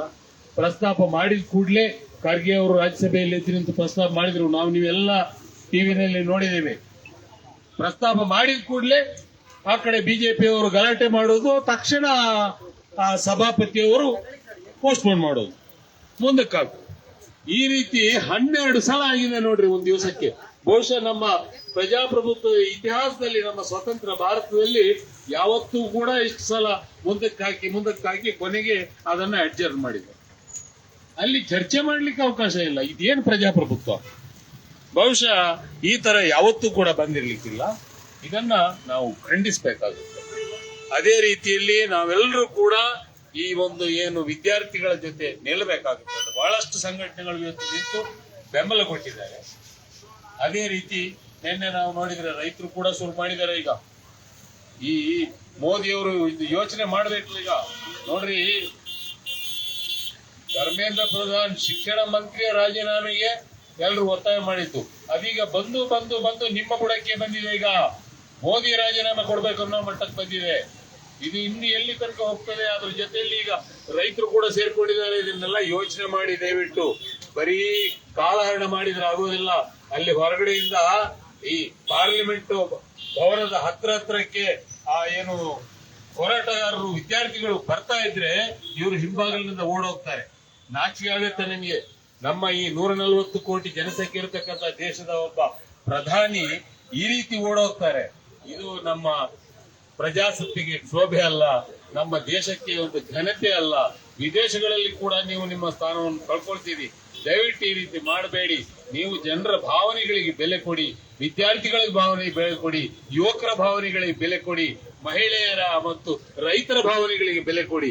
ಇಲ್ಲದಿದ್ರೆ ಖಂಡಿತ ನಿಮಗೆ ಉಳಿಗಾಲ ಇಲ್ಲ ಅನ್ನತಕ್ಕಂಥ ಮಾತನ್ನ ಈ ಸಂದರ್ಭದಲ್ಲಿ ಹೇಳ್ತಾ, ವಿದ್ಯಾರ್ಥಿಗಳ ಜೊತೆ ಎಲ್ಲರೂ ಇದ್ದೇವೆ, ನೈತಿಕವಾಗಿ ಎಲ್ಲರೂ ಇದ್ದೇವೆ, ಎಲ್ಲರೂ ಇರಬೇಕು ಅನ್ನೋ ಮಾತನ್ನ ಹೇಳ್ತಾ ನನ್ನ ಮಾತನ್ನು ಮುಗಿಸ್ತೇನೆ. ಎಲ್ರಿಗೂ ನಮಸ್ಕಾರ. ನಮ್ಮ ಹೋರಾಟಕ್ಕೆ ನಮ್ಮ ಹೋರಾಟಕ್ಕೆ ಕೇಂದ್ರ ಸರ್ಕಾರಕ್ಕೆ ಹೇಳಿದಿಕ್ಕಾರ, ರಾಷ್ಟ್ರ ಸರ್ಕಾರಕ್ಕೆ ಹೇಳಿದಿಕ್ಕಾರ. ಧನ್ಯವಾದಗಳು ಮೊಹಮ್ಮದ್ ಅವರಿಗೆ. ಈಗ ಈ ಸಭೆಗೆ ಸೇರಿಕೊಂಡಂತ ಮಂಜೇಗೌಡರು ಮತ್ತು ನಮ್ಮ ಸುಲ್ತಾನು, ನಮ್ಮ ಪ್ರದೀಪ್ ಸರ್ ಇವನು, ಆಮೇಲೆ ನಮ್ಮ ಜಯರಾಜ್, ಅವರಿಗೂ ಕೂಡ ಮತ್ತೊಮ್ಮೆ ಸ್ವಾಗತ. ತನೋಜು, ಎಲ್ರಿಗೂ ಕೂಡ ಯಾರ್ಯಾರು ಬಂದಿದ್ದೀರಿ ತಮ್ಮೆಲ್ಲರಿಗೂ ಪ್ರೀತಿಯ ಸ್ವಾಗತವನ್ನು ಮತ್ತೊಮ್ಮೆ ಬಯಸ್ತೇನೆ. ತಮ್ಮೆಲ್ಲರನ್ನು ಕುರಿತು ಎಚ್ ಎಸ್ ದೇವರಾಜ್ ಅವರು ಒಂದು ವಿಸ್ತೃತವಾಗಿ ಮಾತನಾಡಿದ್ದಾರೆ.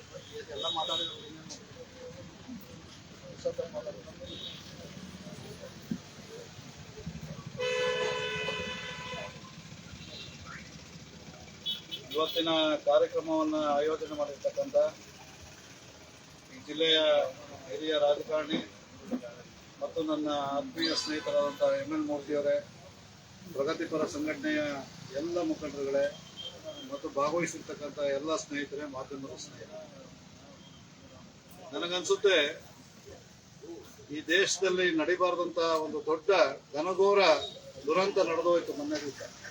ಒಂದು 2 ತಿಂಗಳಿಂದ ಆ ಘಟನೆಗಳು ನಡಿಬಾರ್ದಿತ್ತು. ಅಮಾಯಕ ಮಕ್ಕಳು 20 ರಿಂದ 21 ಜನ ಸ್ವಯಂ ಆತ್ಮಹತ್ಯೆ ಮಾಡ್ಕೊಂತಾರೆ ಅಂತಂದ್ರೆ ಬಹುಶಃ ಅವರ ಜೀವನದಲ್ಲಿ ಎಷ್ಟು ಬೇಜಾರಾಗಿರ್ಬೇಕು. ಕೇವಲ 18-20 ವರ್ಷದ ಮಕ್ಕಳು ಅವರು. ಎಲ್ಲರ ಮನೆಯಲ್ಲೂ ಕೂಡ ಇವತ್ತು ಭಾರತ ದೇಶದ 140 ಕೋಟಿ ಜನಸಂಖ್ಯೆ ಏನಿದೆ, ಅವರ ಎಲ್ಲರ ಮನೆಯಲ್ಲಿ ಮಕ್ಕಳನ್ನ ಕಳ್ಕೊಂಡಿದೀವಿ ಅಂತಕ್ಕಂಥ ಭಾವನೆಗಳು ಬರಬೇಕಾಗುತ್ತೆ.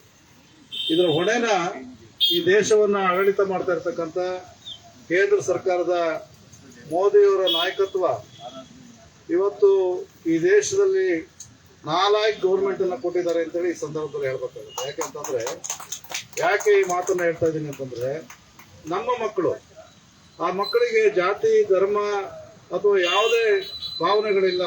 ಅವ್ರಿಗೆ ಬದುಕೇ ಭಾವನೆ ಇದ್ದಿದ್ದು.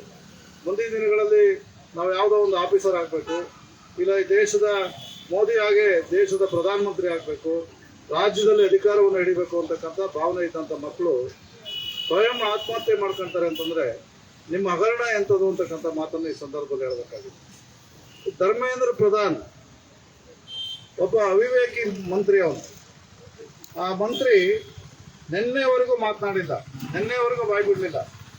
ನಿನ್ನೆ ನಮ್ಮ ರಾಷ್ಟ್ರೀಯ ನಾಯಕರಾದಂಥ ವಿರೋಧ ಪಕ್ಷದ ನಾಯಕರಾದಂಥ ರಾಹುಲ್ ಗಾಂಧಿ ಅವರು ಚಳವಳಿ ಮಾಡಿದ ನಂತರ ರಾಹುಲ್ ಗಾಂಧಿ ಅವ್ರನ್ನ ಕ್ರಿಟಿಸೈಸ್ ಮಾಡೋದಕ್ಕೆ ಬಂದಿದೆ. ರಾಜಕಾರಣ ಮಾಡ್ತಾರೆ ಇವರು. ಸಾವಿನ ಮನೆಯಲ್ಲೂ ಕೂಡ ರಾಜಕಾರಣ ಮಾಡೋದ್ರಲ್ಲಿ ಬಿಜೆಪಿ ಮತ್ತು RSS ಬಜರಂಗ ದಳದವರು ಬಹಳ ನಿಶ್ಚಿಮರು.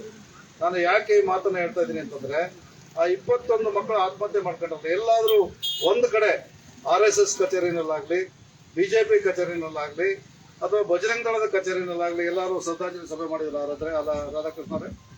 ಎಲ್ಲೂ ಮಾಡ್ಲಿಲ್ಲ. ಅವರಿಗೆ ಸುಮ್ಮನೆ ನೆಪ ಮಾತ್ರಕ್ಕೆ ಮಾತಾಡೋದಕ್ಕೆ ಮಾತ್ರ ಹಿಂದೂಯಿಸಂ ಬಗ್ಗೆ ಮಾತಾಡ್ತಾರೆ. ನಾನು ಆ 21 ಮಕ್ಕಳು ತೀರ್ಕೊಂಡಿದಾರಲ್ರಿ, 21 ಮಕ್ಕಳು ಹಿಂದೂಗಳ ಮಕ್ಕಳು ಅವರು. ಯಾಕೆ ನೀವು ಶ್ರದ್ಧಾಂಜಲಿ ಸಭೆ ಮಾಡಲಿಲ್ಲ? ಯಾಕೆ ಅನುಕಂಪ ವ್ಯಕ್ತಪಡಿಸ್ತಿಲ್ಲ? ಯಾಕೆ ಅಂತಂದ್ರೆ ನೀಟ್ ಹಗರಣದಲ್ಲಿ ನಿಮ್ಮ ವಿದ್ಯಾಮಂತ್ರಿಯ ಕೈವಾಡ ಇದೆ, ಕೇಂದ್ರದ ಎಲ್ಲ ಮಂತ್ರಿಗಳ ಕೈವಾಡ ಇದೆ, ಬಿಜೆಪಿಯ ಎಲ್ಲ ನಾಯಕರುಗಳ ಕೈವಾಡ ಇದೆ. ಆ ಕಾರಣದಿಂದ ನೀವು ಯಾರು ಕೂಡ ಮಾತನಾಡ್ತಾ ಇಲ್ಲ. ನಾನು ಇವತ್ತು ಈ ರಾಜ್ಯದಲ್ಲಿ ಕೇಳ್ತೀನಿ, ರಾಜ್ಯದಲ್ಲಿ ಇರ್ತಕ್ಕಂಥ ನಾಯಕರುಗಳು ಅಶೋಕ್ ಇರ್ಬೋದು, ವಿಜೇಂದ್ರ ಇರ್ಬೋದು, ಶೋಭಾ ಕರಂದ್ಲಾಜೆ ಇರ್ಬೋದು, CT ರವಿ ಇರ್ಬೋದು, ಅವನ ಯಾರೋ ಪ್ರತಾಪ್ ಸಿಂಹ ಇರ್ಬೋದು, ನೀವು ಯಾಕ್ರಿ ಮಾತಾಡ್ತಾ ಇಲ್ಲ? ಯಾಕೆ ನೀಟ್ ಹಗರಣದ ಬಗ್ಗೆ ಮಾತಾಡ್ತಾ ಇಲ್ಲ? ಈ ದೇಶದಲ್ಲಿ ಒಂದು ಸಣ್ಣ ಘಟನೆ ಆದ್ರೆ ಬಹಳ ಬೊಬ್ಬೆ ಹೊಡಿತಕ್ಕಂಥ ನೀವು ಒಂದೇ ಒಂದು ಮಾತನಾಡ್ತಾ ಇಲ್ಲಲ್ಲ ಯಾಕೆ ಅಂತೇಳಿ ನಾನು ಈ ಸಂದರ್ಭದಲ್ಲಿ ಕೇಳಬೇಕಾಗಿದೆ. ನಿಮ್ ಧ್ವನಿ ಯಾರಿಗಾರ ಇಟ್ಟಿದ್ದೀರಿ? ನೀಟ್ ಹಗರಣ ಈ ದೇಶದಲ್ಲಿ ನಡಿಬಾರ್ದಂತ ಒಂದು ಘೋರ ಘಟನೆ ಮಾಮದ್ರೆ. ಯಾವತ್ತೂ ಕೂಡ ಈ ತರದ ಘಟನೆ ಆಗಿಲ್ಲ. ನಮ್ಮ ಮಕ್ಕಳು 21 ಜನ ಪ್ರಾಣ ತ್ಯಾಗ ಮಾಡಿಲ್ಲ. ಆದ್ರೆ ಇವತ್ತು 21 ಜನ ಪ್ರಾಣ ತ್ಯಾಗ ಮಾಡಿದ್ದಾರೆ ಅಂತಂದ್ರೆ ಇದು ಸಾಮಾನ್ಯ ವಿಚಾರ ಅಲ್ಲ. ನಿನ್ನೆ ದಿವಸ ಡೆಲ್ಲಿನಲ್ಲಿ ಮೊನ್ನೆ ಚಳವಳಿ ಮಾಡಿದಂತ ಮಕ್ಕಳ ಮೇಲೆ ಲಾಠಿ ಚಾರ್ಜ್ ಮಾಡಿಸ್ತೀರಲ್ರಿ. ಯಾವ ರೀತಿ ಲಾಠಿ ಚಾರ್ಜ್ ನೀವು ಮಾಡಿಸಿರ್ತಕ್ಕಂಥ ಲಾಠಿ ಚಾರ್ಜ್? ಯಾರಾದ್ರೂ ಇದನ್ನ ಪ್ರಜಾಪ್ರಭುತ್ವ ವ್ಯವಸ್ಥೆಯಲ್ಲಿ ಒಪ್ಪೋದಕ್ಕೆ ಸಾಧ್ಯನಾ? ಪ್ರಜಾಪ್ರಭುತ್ವ ಒಂದು ಸರ್ಕಾರ ಆಡಳಿತ ಮಾಡ್ತಾ ಇದೆ, ನಾಗರಿಕ ಸರ್ಕಾರ ಆಡಳಿತ ಮಾಡ್ತಾ ಇದೆಯಾ? ಅನಾಗರಿಕ ಸರ್ಕಾರ, ಕೇಂದ್ರದಲ್ಲಿ ಆಡಳಿತ ಮಾಡ್ತಾ ಇರ್ತಕ್ಕಂಥ ಸರ್ಕಾರ ಅನಾಗರಿಕ ಸರ್ಕಾರ. ಯಾಕೆಂತಂದ್ರೆ ನಮ್ಮ ಮಕ್ಕಳ ಮೇಲೆ ಎದ್ವಾ ತದ್ವಾ ಲಾಠಿ ಚಾರ್ಜ್ ಮಾಡಿಸಿದ್ರಿ. ಎದ್ವಾ ತದ್ವಾ ಏನ್ ಕೇಳಿದಾರೆ ಅವರು? ಏನ್ ಕೇಳಿದ್ದಾರೆ? ಧರ್ಮೇಂದ್ರ ಪ್ರಧಾನ್ ರಾಜೀನಾಮೆ ಕೊಡಬೇಕು ಅಂತಕ್ಕಂಥ ಒಂದೇ ಒಂದು ಬೇಡಿಕೆ ಅವ್ರದ್ದು. ಬೇರೆ ಏನ್ ಬೇಡಿಕೆ ಇದೆ ಲೋಕೇಶ್? ಯಾವ ಬೇಡಿಕೆನೂ ಇಲ್ಲ ಅವ್ರದ್ದು. ಧರ್ಮೇಂದ್ರ ಪ್ರಧಾನ್ ರಾಜೀನಾಮೆ ಕೊಡಿ ಅಂತ ಹೇಳಿದ್ದಾರೆ. ನಿಮ್ಮ ಒಬ್ಬ ಮಂತ್ರಿ ರಾಜೀನಾಮೆ ಕೊಡಿಸೋದಕ್ಕಾಗೋದಿಲ್ಲ. ಇವತ್ತು ಸಾವಿರಾರು ಲಕ್ಷಾಂತರ ಮಕ್ಕಳ ಮೇಲೆ ಲಾಠಿ ಚಾರ್ಜ್ ಮಾಡಿ ಅವರು ಬೆನ್ಮೂಳೆ ಮುರಿದಿದ್ರಲ್ಲ, ನಿಮಗೆ ನಾಚಿಕೆ ಆಗೋದಿಲ್ವ ಅಂತಕ್ಕಂಥ ಮಾತನ್ನು ಕೇಳಬೇಕಾಗಿದೆ. ನಾಡಿದ್ದು ನೀವೆಲ್ಲೂ ಹೋಗಲ್ಲ, ಎಲ್ಲಿಗೂ ಹೋಗಲ್ಲ. ನಮ್ಮ ಮಕ್ಕಳು ತಯಾರಾಗಿದ್ದಾರೆ, ನಮ್ಮ ಹುಡುಗರು ತಯಾರಾಗಿದ್ದಾರೆ. ಮೋದಿನ ಮನೆ ಕಳ್ಸೋದಕ್ಕೆ, ಮೋದಿ ಸರ್ಕಾರವನ್ನ ಮನೆ ಕಳ್ಸೋದಕ್ಕೆ ನಮ್ಮ ಹುಡುಗರಿಗಾಗಲೇ ತಯಾರಾಗಿದ್ದಾರೆ. ಯಾರು ಮೋದಿ ಜಿಂದಾಬಾದ್ ಅಂತ ಹೇಳ್ತಾ ಇದ್ರು, ಮೋದಿ ಮೋದಿ ಅಂತ ಕೂಗ್ತಾ ಇದ್ರು, ಅವರು ಮೋದಿಗೆ ಚಪ್ಪಲಿಲಿ ಹೊಡಿತಕ್ಕಂಥ ಕಾಲ ಬಹಳ ಸನ್ನಿಹಿತವಾಗಿದೆ ಅಂತಕ್ಕಂಥ ಮಾತನ್ನ ಈ ಸಂದರ್ಭದಲ್ಲಿ ಹೇಳಬೇಕಾಗಿದೆ.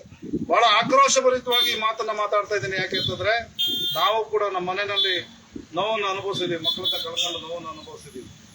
ಆದ್ರೆ ಆ ಪಾಪ ತಂದೆ ತಾಯಿಯಂದಿರು ಏನ್ ಹೇಳ್ಬೇಕು? ಅವರು ಅವ್ರ ಮಕ್ಕಳನ್ನ ಓದಿಸಿ ವಿದ್ಯಾವಂತನ ಮಾಡ್ಬೇಕು ಅಂತಿದ್ರೆ ಏಕ್ದಮ್ ಅವ್ರ ಮೇಲೆ ಲಾಠಿ ಚಾರ್ಜ್ ಮಾಡಿಸೋದ್ರ ಮುಖಾಂತರ ಅವರನ್ನ ಆತ್ಮಹತ್ಯೆಗೆ ಒಳಗಾಗ್ತಕ್ಕಂಥ ಸನ್ನಿವೇಶನ ನಿರ್ಮಾಣ ಮಾಡೋದ್ರ ಮುಖಾಂತರ ದೇಶದಲ್ಲಿ ಅರಾಜಕತೆಯನ್ನ ಪ್ರಾರಂಭ ಮಾಡಿದಿರಿ. ನಾನು ಈ ಸಂದರ್ಭದಲ್ಲಿ ಹೇಳೋದಾದ್ರೂ ಇಷ್ಟೇ ಒತ್ತಾಯ ಮಾಡ್ತಾ ಇದ್ದೀನಿ. ನಾನು ಈ ಸಂದರ್ಭದಲ್ಲಿ ಎಲ್ಲರ ಪರವಾಗಿ ಒತ್ತಾಯವನ್ನು ಮಾಡ್ತಾ ಇದ್ದೀನಿ. ಆ 21 ಮಕ್ಕಳಿಗೆ 1 ಕೋಟಿ ಪರಿಹಾರವನ್ನು ಕೊಡಬೇಕಾಗ್ತದೆ. ಅವ್ರ ಮನೆಗೆ ಒಂದೊಂದು ಸರ್ಕಾರಿ ಉದ್ಯೋಗವನ್ನು ಕೊಡ್ಬೇಕು. ನಿಮ್ಗೆ ಏನಾದ್ರೂ ಗೌರವ ಬರಬೇಕು ಅಂತಂದ್ರೆ ಒಂದೊಂದು ಸರ್ಕಾರಿ ಉದ್ಯೋಗವನ್ನ ಅವ್ರ ಮನೆಗೆ ಕೊಡಬೇಕು ಅಂತಕ್ಕಂಥ ಒತ್ತಾಯವನ್ನು ಕೂಡ ಈ ಸಂದರ್ಭದಲ್ಲಿ ಮಾಡ್ತಾ ಇದೀವಿ. ಈ ಚಳವಳಿ ಇಲ್ಲಿಗೆ ನಿಲ್ಲೋದಿಲ್ಲ. ಈ ಚಳವಳಿ ಪ್ರಾರಂಭ ಅಷ್ಟೇ. ಇವತ್ತು ಏನ್ ಪ್ರಾರಂಭ ಮಾಡಿದ್ದಾರೆ ಮೂರ್ತಿ, ರವೀಶ್ ಬಸಪ್ಪ, ರಾಧಾಕೃಷ್ಣ, ಆರಾಧ್ರು, ಮಹಮ್ಮದ್ರು, ಎಲ್ಲ ರಾಮಚಂದ್ರ, ನಮ್ಮ ಆನಂದವರು, ನಮ್ಮ ಎಲ್ಲ ಮುಖಂಡರುಗಳು ಕೂಡ ಏನ್ ಪ್ರಾರಂಭ ಮಾಡಿದಿರಿ, ನಿಮ್ಗೆ ನೈತಿಕವಾಗಿ ಒಂದು ಶಕ್ತಿ ಬಂದಿದೆ ಅಂತಕ್ಕಂಥ ಮಾತನ್ನು ಈ ಸಂದರ್ಭದಲ್ಲಿ ಹೇಳಿ, ಎಲ್ಲ ಸಂದರ್ಭದಲ್ಲೂ ಕೂಡ ನಿಮ್ ಜೊತೆ ನಾವಿದೀವಿ. ಯಾವುದೇ ಸಂದರ್ಭ ಬಂದರೂ ಕೂಡ ನಾವು ನಿಮ್ ಜೊತೆ ನಿಲ್ತೀವಿ ಅಂತಕ್ಕಂಥ ಮಾತನ್ನ ಈ ಸಂದರ್ಭದಲ್ಲಿ ಹೇಳ್ತಾ, ಈ ಚಳವಳಿ ಇಲ್ಲಿಗೆ ನಿಲ್ಲೋದು ಬೇಡ, ಇದು ಪ್ರಾರಂಭ ಅಷ್ಟೇ. ಇದು ಕೊನೆ ಆಗೋವರೆಗೂ ಹೋರಾಟವನ್ನ ಮಾಡೋಣ ಅಂತಕ್ಕಂಥ ಮಾತನ್ನ ಮತ್ತೊಮ್ಮೆ ಹೇಳಿ, ನನಗೆ ಇಲ್ಲಿ ಮಾತನಾಡೋದಕ್ಕೆ ಅವಕಾಶ ಮಾಡಿಕೊಟ್ಟಿದ್ದಕ್ಕಾಗಿ ತಮ್ಮೆಲ್ಲರಿಗೂ ಒಂದ್ಸಿ ನಾನು ಮಾತನ್ನು ಮುಗಿಸ್ತೇನೆ. ನಮಸ್ಕಾರ.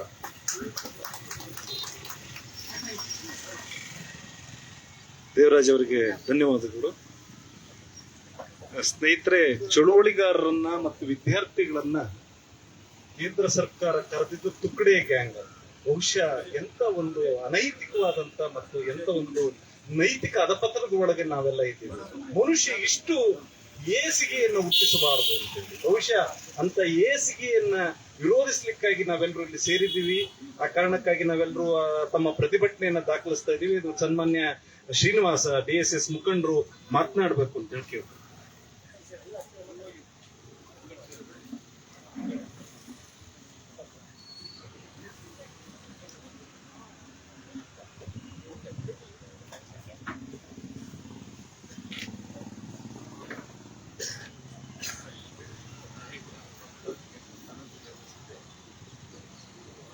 ಇವತ್ತಿನ ಹೋರಾಟದಲ್ಲಿ ಭಾಗಿಯಾಗಿರ್ತಕ್ಕಂಥ ಎಲ್ಲ ಸಂಘಟನೆಯ ಮುಖಂಡರೇ ಹಾಗೂ ವಿವಿಧ ಪಕ್ಷದ ಮುಖಂಡರು, ಇವತ್ತು ಸೋನಂನವರ ಬಂಧನದಿಂದ ಬಿಡುಗಡೆ ಮಾಡಬೇಕು ಮತ್ತೆ ಅವರ ಹೋರಾಟ ಪ್ರಜಾಸತ್ತಾತ್ಮಕವಾಗಿದೆ ಅನ್ನೋದ ಮುಖಾಂತರ ನಾವು ಅವರಿಗೆ ಬೆಂಬಲವನ್ನು ಕೊಡ್ತಾ, ಹಾಗೇನೆ ಅಲ್ಲಿ ಏನ್ ನೀಟ್ ಪರೀಕ್ಷೆಯಲ್ಲಿ ಪ್ರಶ್ನೆ ಪತ್ರಿಕೆಯನ್ನ ಸರಿಯಾದ ವ್ಯವಸ್ಥೆಯಲ್ಲಿ ನಡೆಸಕ್ಕಾಗದಲೆ ಅದನ್ನ ವಿದ್ಯಾರ್ಥಿಗಳಿಗೆ ತೊಂದರೆ ಮಾಡ್ತಕ್ಕಂಥ ಏನು ಧರ್ಮೇಂದ್ರ ಪ್ರಧಾನ್ ಅವರನ್ನ ಆ ಹುದ್ದೆಯಿಂದ ಏನ್ ಶಿಕ್ಷಣ ಮಂತ್ರಿಯಿಂದ ಈ ಕೂಡಲೇ ಅವ್ರನ್ನ ಇಳಿಸ್ಬೇಕು ಅನ್ನೋದು ನಮ್ಮ ಹೋರಾಟದ ಉದ್ದೇಶ. ಒಂದು ಕಡೆ ನಾವು ಇವತ್ತ ಕಳೆದ 10 ವರ್ಷದಿಂದ ಹಲವಾರು ಸಮಸ್ಯೆಗಳನ್ನ ಎದುರಿಸಿದ್ವಿ. ಈ ದೇಶದಲ್ಲಿ ನಡಿಬೇಕಾದಂತ ಹಲವಾರು ಸಮಸ್ಯೆಗಳನ್ನ ಪ್ರತಿ ಸಾರಿ 10 ವರ್ಷಗಳಿಂದ ಇವರ ಕೈಗೆ ಅಧಿಕಾರ ಕೊಟ್ಟಾಗಿಂದ ನಾವು ನಡೀತಲೇ ಬಂದಿದ್ವಿ.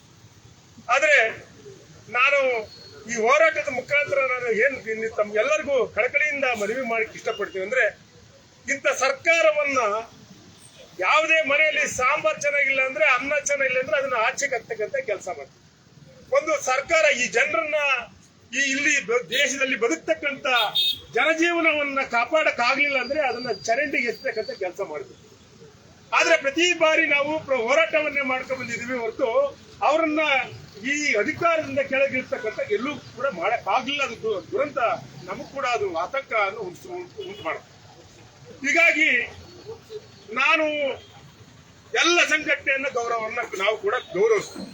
ಆದ್ರೆ ವಿದ್ಯಾರ್ಥಿ ಪರವಾಗಿ ನಾವು ಕೆಲಸ ಮಾಡ್ತೀವಿ ಅಂತೇಳಿ ರಸ್ತೆಯಲ್ಲಿ ನಿಂತು ಬೊಬ್ಬೆ ಹೊಡಿತಕ್ಕಂಥ ABP ಆಗಿರ್ಬೋದು ಅಥವಾ ಡೂಪ್ಲಿಕೇಟ್ ಇರ್ತಕ್ಕಂಥ ಸಂಘಟನೆ ಹೆಸರುಗಳು ಯಾವ್ದೋ ಕಟ್ಟಿಕೊಂಡು ಹೋರಾಟ ಮಾಡ್ತಕ್ಕಂಥವರಿಗೆ ನಾನು ಮನವಿ ಮಾಡ್ತೀನಿ. ಈ ಕಳೆದಂತ 20ಕ್ಕೂ ಹೆಚ್ಚು ಜನರು ಆತ್ಮಹತ್ಯೆಯನ್ನ ಮಾಡ್ಕೊಂಡ್ರಲ್ಲ, ತನ್ನ ಜೀವನವನ್ನ ರೂಪಿಸಕ್ಕೆ ಆಗದಲ್ಲೇ ನನ್ನ ಜೀವನವನ್ನ ಕಳ್ಕೊಂಡಲ್ಲ ನೋವಿನಿಂದ ಆತ್ಮಹತ್ಯೆ ಮಾಡ್ಕೊಂಡಂತಹ ವಿದ್ಯಾರ್ಥಿಗಳ ಪರವಾಗಿ ABP ಯಾಕೆ ಕೆಲಸ ಮಾಡ್ತಿಲ್ಲ ಅನ್ನೋದು ನನ್ನ ಪ್ರಶ್ನೆ. ಹಾಗೇನೆ ಎಲ್ಲೋ ಏನು ಹಚ್ಚಿದ್ರೆ, ಎಲ್ಲೋ ಬಣ್ಣ ಚೆಲ್ಲಿದ್ರೆ ಕೂಗಾಡ್ತಕ್ಕಂಥ ಹಲವಾರು ಸಂಘಟನೆಗಳು, ಬಜರಂಗ ದಳ ಇರ್ಬೋದು, BJP ಇರ್ಬೋದು, ಈ ಕ್ಷೇತ್ರದಲ್ಲಿ ಇರ್ತಕ್ಕಂಥ ವಿಧಾನ ಪರಿಷತ್ ನಾಯಕರು ಇದ್ರ ಬಗ್ಗೆ ಮಾತಾಡ್ತಾನೆ ಇಲ್ಲ. ಯಾಕಂದ್ರೆ ನಮ್ಮ ಮಕ್ಕಳೇ ಸೂಸೈಡ್ ಮಾಡ್ಕೊಂಡಿಲ್ಲ ಅಂತ ಅವ್ರ ಆತಂಕ. ಯಾರ ಮಕ್ಕಳು ಸತ್ರ ನಮಗೇನು ಅಂತ ಹೇಳಿ ಮತ್ತು ಮನೆ ಬಾಗಿಲಿ ಬರೋದು, ಕೈ ಮುಗಿದು ಓಟನ್ನು ಕೇಳ್ತಕ್ಕಂಥದ್ದು. ನಾನ್ ಕೇಳೋದಿಷ್ಟೇ, ಈ ದೇಶದಲ್ಲಿ ಇರ್ತಕ್ಕಂಥ ಅನ್ನ ತಿನ್ನೋರಾರ ಇದ್ರೆ ರಾಜಕಾರಣಿಗಳು ಇದ್ದಿದ್ರೆ ದಯಮಾಡಿದ್ರ ಬಗ್ಗೆ ಮಾತಾಡಿ ಅಂತೆ. ನಿಮ್ ಮಕ್ಕಳು 25ಕ್ಕೂ ಹೆಚ್ಚು ಮಕ್ಕಳು ಸತ್ತೋದ್ರಲ್ಲ, ಅವ್ರ ಕುಟುಂಬವನ್ನು ನೋಡಿ ಅಂತೆ. ಈ ದೇಶದಲ್ಲಿ ಈ ತರ ಸಾವುಗಳು ಹಾಕಬೇಕನ್ನೋದೇ ಆಗಿದ್ರೆ ನೀವು ನಮ್ಮ ಸ್ನೇಹಿತರು ಮಾತಾಡ್ಬೇಕಂದ್ರೆ ಅವ್ರು ಈ ರೀತಿ ಏಸಿಗೆ ವ್ಯವಸ್ಥೆಯನ್ನ ಬೇಕು ಅಂತ ಬಯಸ್ತಾರೆ ಅಂದ್ರೆ ಅವ್ರು ಏಸಿಗೆ ತಿನ್ನೋರಾಗಿರ್ತಾರೆ. ಹಂಗಾಗಿ ಅವರು ಒಳ್ಳೇದ ಬಯಸ್ತಾರೆ. ಹಾಗಾಗಿ ನಾವು ಈ ಮೋದಿ ಬಗ್ಗೆ ನಾವು ಮಾತಾಡ್ಲಿಕ್ಕೆ ಹೋಗೋದಿಲ್ಲ. ಈ ಜನರು ಅವ್ರ ಗೆಲ್ಸಿದ ತಪ್ಪಿಗೆ ಕೆಲವರು ನೋವನ್ನು ಅನುಭವಿಸ್ತಾರೆ, ಕೆಲವರು ಕಲ್ಲಿಡ್ಕೊಂಡು ಕಾಯ್ತಾನೂ ಇದ್ದಾರೆ. ಅದ್ರ ಬಗ್ಗೆ ನಾವು ಮಾತಾಡಕ್ ಹೋಗಲ್ಲ. ಮುಂದಿನ ಚುನಾವಣೆಗೆ ಜನರು ಅವ್ರು ಏನಕ್ಕೆ ಉತ್ತರ ಕೊಡ್ತಾರಂತ ನೋಡೋಣ. ಆದ್ರೆ ಈ ಸಂದರ್ಭದಲ್ಲಿ ನಮ್ಮ ಹೋರಾಟವನ್ನ ಬೆಂಬಲಿಸ್ತಕ್ಕಂಥ ಹೋರಾಟದಲ್ಲಿ ಭಾಗಿಯಾಗಿರ್ತಕ್ಕಂಥ ಜನ, ನಾವು ಬರೀ ಹೋರಾಟವನ್ನ ಅವ್ರನ್ನ ದಿಕ್ಕಸ್ತಕ್ಕಂಥ ಕೆಲಸ ಸಂದರ್ಭದಲ್ಲಿ ಮಾತ್ರ ಒಂದಾಗಬಾರ್ದು ಅನ್ನೋದನ್ನ ನನ್ನ ಬಯಕೆ. ಕಾರಣ ಇಷ್ಟೇ, 10 ವರ್ಷದಿಂದ ನೋಟ್ ಬ್ಯಾನ್ ಇಂದ ನೋಡಿದ್ದೇವೆ, ಅಥವಾ ಬುಲೆಟ್ ರೈಲ್ ಬಿಡ್ತೀವಿ ಅಂತ ನೋಡಿದ್ದೇವೆ, 1 ಕೋಟಿ ವರ್ಷಕ್ಕೆ ನಾವು ಉದ್ಯೋಗ ಕೊಡ್ತೀವಿ ಅಂತ ನೋಡಿದ್ದೇವೆ. ಎಲ್ಲವನ್ನು ನೋಡ್ಕೊಂಡೇ ಬಂದಿದ್ದೀವಿ. 2000 ರೂಪಾಯಿ ನೋಟ್ ಇಲ್ಲಿ ಕಾಣಂಗೆ ಇಲ್ಲ. ಎಲ್ಲದು ಈ ದೇಶದಲ್ಲಿ ನಾನು ಭ್ರಷ್ಟಾಚಾರ ನಿರ್ಮೂಲನೆ ಮಾಡ್ತೀನಿ ಅಂತ ಹೇಳಿದ್ರು, ಯಾರ ಕೈಯಲ್ಲಿ ನಿಂತವ್ರು ಕುಂತವ್ರು ಕೇಳೋರು ಇಲ್ಲಿ ಕುಂತವ್ರ ಕೈಯಲ್ಲಿ 2000 ರೂಪಾಯಿ ನೋಟ್ ಕೊಟ್ಬಿಡಿ ನಾನು ಭಾಷಣ ಪಾಚಿ ಹೋಗ್ತೀವಿ. ಈ ರೀತಿ ವ್ಯವಸ್ಥೆ ಒಳಗೆ ಗೊತ್ತಿದ್ರು ಕೂಡ ನಾವು ಮತ್ತೊಮ್ಮೆ ಹೋರಾಟ ಮಾಡೋದು, ಅವ್ರನ್ನ ಇಳಿಸಬೇಕಾದ ಸಂದರ್ಭದಲ್ಲಿ ಬಿಡಿಯಾದಂತ ಹೋರಾಟವನ್ನು ಮಾಡ್ತಕ್ಕಂಥ, ಅಥವಾ ನಾವು ಮುಂಚೂಣಿಯಲ್ಲಿ ನಡೆಸ್ತಕ್ಕಂಥ ಜವಾಬ್ದಾರಿ ತಗೊಳ್ತಕ್ಕಂಥ ಯಾವುದೇ ರಾಜಕೀಯ ಪಕ್ಷ ಆಗ್ಲಿ ಎಲ್ಲರನ್ನು ಒಳಗೊಂಡಂತ ಒಂದು ಕ್ರಿಯೆಯನ್ನು ಮಾಡೋದೇ ಇಲ್ಲ. ಅದು ಆ ಸಂದರ್ಭದಲ್ಲಿ ಕೈ ಕಟ್ಟಿ ಕೂರೋದು. ಈ ರೀತಿ ಇವರು ಏಸಿಗೆ ರಾಜಕಾರಣ ಮಾಡುವಾಗ ವಿದ್ಯಾರ್ಥಿಗಳ ಜೀವನದಲ್ಲಿ ಆಟವನ್ನು ಆಡ್ಬೇಕಾದ್ರೆ ನಾವು ಬೀದಿ ಹೋರಾಟ ಕೂತಿರ್ತೀವಿ. ನಮ್ಮ ವ್ಯವಸ್ಥೆಯನ್ನು ಬದಲಾವಣೆ ಮಾಡ್ಕೋಬೇಕಾಗಿದೆ. ನಮ್ಮ ಹೋರಾಟದ ದಿಕ್ಕು ಜೊತೆಗೆ ನಮ್ಮ ಆಡಳಿತ ನಾವು ಮುಂದೆ ಹೇಗೆ ಮಾಡಬೇಕು ಅನ್ನೋದು ನಮ್ಮ ಸಂಘಟನೆ ವ್ಯವಸ್ಥೆಯನ್ನು ಬದಲು ಮಾಡ್ಕೋಬೇಕಾಗಿದೆ. ಹಾಗಾಗಿ ಸ್ವಲ್ಪನಾರು ಮಾನ ಮರ್ಯಾದೆ ಇದ್ರೆ BJP ಅವರು ಬೀದಿಗೆ ಇಳಿದ ಜನರ ಪರ ಮಾತಾಡಬೇಕು. ಈ ಕೂಡಲೇ ಧರ್ಮೇಂದ್ರ ಪ್ರಧಾನ್ ಅವ್ರನ್ನ ಕೆಳಗಿಳಿಸಬೇಕು. ಹಾಗೆ ಸೋನಂನವ್ರನ್ನ ಬಿಡುಗಡೆ ಮಾಡೋದ್ರ ಜೊತೆಗೆ ಪ್ರಜಾಪ್ರಭುತ್ವದ ವ್ಯವಸ್ಥೆ ಒಳಗೆ ಹೋರಾಟ ಮಾಡ್ಲಿಕ್ಕೆ ಅವ್ರಿಗೆ ಹಕ್ಕನ್ನು ಕೊಡಬೇಕು. ಅವ್ರ ಜೊತೆಗೆ ನಾವೆಲ್ಲ ಸಂಘಟನೆ, ಭಾರತ ದೇಶದಲ್ಲಿರ್ತಕ್ಕಂಥ ಎಲ್ಲರೂ ಜನಪರವಾಗಿ ಕೆಲಸ ಮಾಡ್ತಕ್ಕಂಥ, ಪ್ರಗತಿ ಪರವಾಗಿ ಕೆಲಸ ಮಾಡ್ತಕ್ಕಂಥ, ದಲಿತ ಪರವಾಗಿ ಕೆಲಸ, ರೈತ ಪರವಾಗಿ ಕೆಲಸ ಮಾಡ್ತಕ್ಕಂಥ ಎಲ್ಲರೂ ನಾವು ಸೋನಮ್ಮ ಪರವಾಗಿ ನಾವಿದ್ದೇವೆ. ಜನರಿಗೋಸ್ಕರ ಯಾರು ಕೆಲಸ ಮಾಡ್ತಾರೆ ಅವ್ರ ಜೊತೆಗೆ ನಾವಿದ್ದೇವೆ ಅಂತ ಹೇಳ್ತಾ ಈ ಹೋರಾಟಕ್ಕೆ ಸಂಪೂರ್ಣವಾದ ದಲಿತ ಸಂಘಟನೆ ಬೆಂಬಲವನ್ನು ಕೊಡ್ತದೆ. ಈಗ ಈ ಮೋದಿ ನೈತಿಕತೆ ಇದ್ರೆ ಅವ್ರ ರಾಜೀನಾಮೆ ಅವರು ಕೂಡ ಕೊಡ್ಬೇಕಂತೇಳಿ ಈ ಹೋರಾಟದ ಮುಖಾಂತರ ನನ್ನ ಎಚ್ಚರಿಕೆಯನ್ನ ಕೊಡ್ತಾ ನಾನು ಸಂಪೂರ್ಣವಾಗಿ ಈ ಹೋರಾಟವನ್ನ ನಾವು ಮುನ್ನಡೆಸ್ಕೊಂಡು ಹೋಗ್ತೀವಿ. ಈ ಹೋರಾಟದ ಜೊತೆ ನಾವಿದೀವಿ ಅಂತ ಹೇಳಿ ನನ್ನ ಮಾತಿ ವಿರಾಮ ಹೇಳ್ತೀನಿ. ಜೈ ಭೀಮ್, ಜೈ ಭಾರತ್. ಶ್ರೀನಿವಾಸ್ ಅವರಿಗೆ ಧನ್ಯವಾದಗಳು. ಸ್ನೇಹಿತರೆ, ಮಗು ಕಳ್ಕೊಂಡ ಒಬ್ಬ ತಂದೆ ನನ್ನ ಹೇಳಿದ ಮಾತು, ನನಗೆ ಬಂದ ಪರಿಸ್ಥಿತಿ ಇನ್ಯಾವ ತಂದೆಗೂ ಬರಬಾರದು ಅಂತ. ಮಕ್ಕಳು ಕಳೆದುಕೊಂಡವರ ನೋವನ್ನ ದೇವರಾಜ್ ಅವರು ಮಾತನಾಡ್ತಾ ಹೇಳ್ತಾ ಇದ್ರು. ಆ ನೋವು ಅನುಭವಿಸ್ತಾನೆ ಬಹುಶಃ ಅಂತ ನೋವು ಬಾರದಿರಲಿ ಅಂತೇಳಿ ಈ ಜಿಲ್ಲೆಯ ಪ್ರಜ್ಞಾವಂತರು ನಾವೆಲ್ಲ ಇಲ್ಲಿ ಸೇರಿದ್ದೀವಿ ಅಂತ ಹೇಳ್ತಾ ನಮ್ಮೆಲ್ಲ ತಮ್ಮ ಧರಣಿಯ ಮೂಲಕ ತಮ್ಮ ನೋವಿನ ಮೂಲಕ ಪ್ರತಿಭಟನೆಯನ್ನ ದಾಖಲಿಸ್ಬೇಕಂತ ಹೇಳಿ ಗೆಳೆಯ ಮಂಜೇಗೌಡ ನಮಗೆ ನ್ಯಾಯ ಬೇಕು, ನಮಗೆ ನ್ಯಾಯ ಬೇಕೇ ಬೇಕು, ಎಲ್ಲಿವರೆಗೆ ಹೋರಾಟ, ಗೆಲ್ಲುವವರೆಗೂ ಹೋರಾಟ, ನ್ಯಾಯಕ್ಕಾಗಿ ಹೋರಾಟ, ನ್ಯಾಯಕ್ಕಾಗಿ ಹೋರಾಟ. ಕೇಂದ್ರ ಸರ್ಕಾರಕ್ಕೆ ಹೇಳಿದಿಕ್ಕಾರ, ಧಿಕ್ಕಾರ ಧಿಕ್ಕಾರ ಮೋದಿಗೆ ಹೇಳಿದಿಕ್ಕಾರ, ಧಿಕ್ಕಾರ ಧಿಕ್ಕಾರ ಸರ್ಕಾರಕ್ಕೆ ಹೇಳಿದಿಕ್ಕಾರ, ಧಿಕ್ಕಾರ ಧಿಕ್ಕಾರ. ನಮ್ಮ ಹೋರಾಟಕ್ಕೆ ಇವತ್ತು ನೀಟ್ ಹಗರಣದ ಬಗ್ಗೆ ಇಂದು ಪ್ರಗತಿಪರರ ಪ್ರತಿಭಟನೆಯನ್ನ ಕರೆದಿರ್ತಕ್ಕಂಥ ನಮ್ಮೆಲ್ಲರ ನಾಯಕರಾಗಿ ಇರ್ತಕ್ಕಂಥ ಇವತ್ತಿನ ನೇತೃತ್ವವನ್ನು ವಹಿಸಿರ್ತಕ್ಕಂಥ ಎಂ.ಎಲ್. ಮೂರ್ತಿರವರೇ, ಮತ್ತೋರ್ವ ಪ್ರಗತಿಪರ ನಾಯಕರಾಗಿರ್ತಕ್ಕಂಥ ರಾಧಾಕೃಷ್ಣರವರೇ, ದೇವರಾಜಣ್ಣವರೇ, ರವಿ ಬಸಪ್ಪನವರೇ, ಗುರುಶೇಖರ್ ತಂಪನವರೇ ಹಾಗೂ ಕೆ. ಮಹಮ್ಮದ್ ರವರೇ ಮತ್ತು ಇಲ್ಲಿರ್ತಕ್ಕಂಥ ಎಲ್ಲ ಪ್ರಗತಿಪರವಾಗಿ ಏನು ಇವತ್ತು ಬಂದಿರ್ತಕ್ಕಂಥ ಮುಖಂಡರೇ, ಈಗಾಗಲೇ 21 ಮಕ್ಕಳನ್ನ ಬಲಿ ತೆಗೆದುಕೊಂಡ್ರು ಕೂಡ ಅವರ ರಾಜೀನಾಮೆಯನ್ನ ಪಡೆಯುವಲ್ಲಿ ಸಂಪೂರ್ಣವಾಗಿ ವಿಫಲವಾಗಿರ್ತಕ್ಕಂಥ ನರೇಂದ್ರ ಮೋದಿ ಅವರು.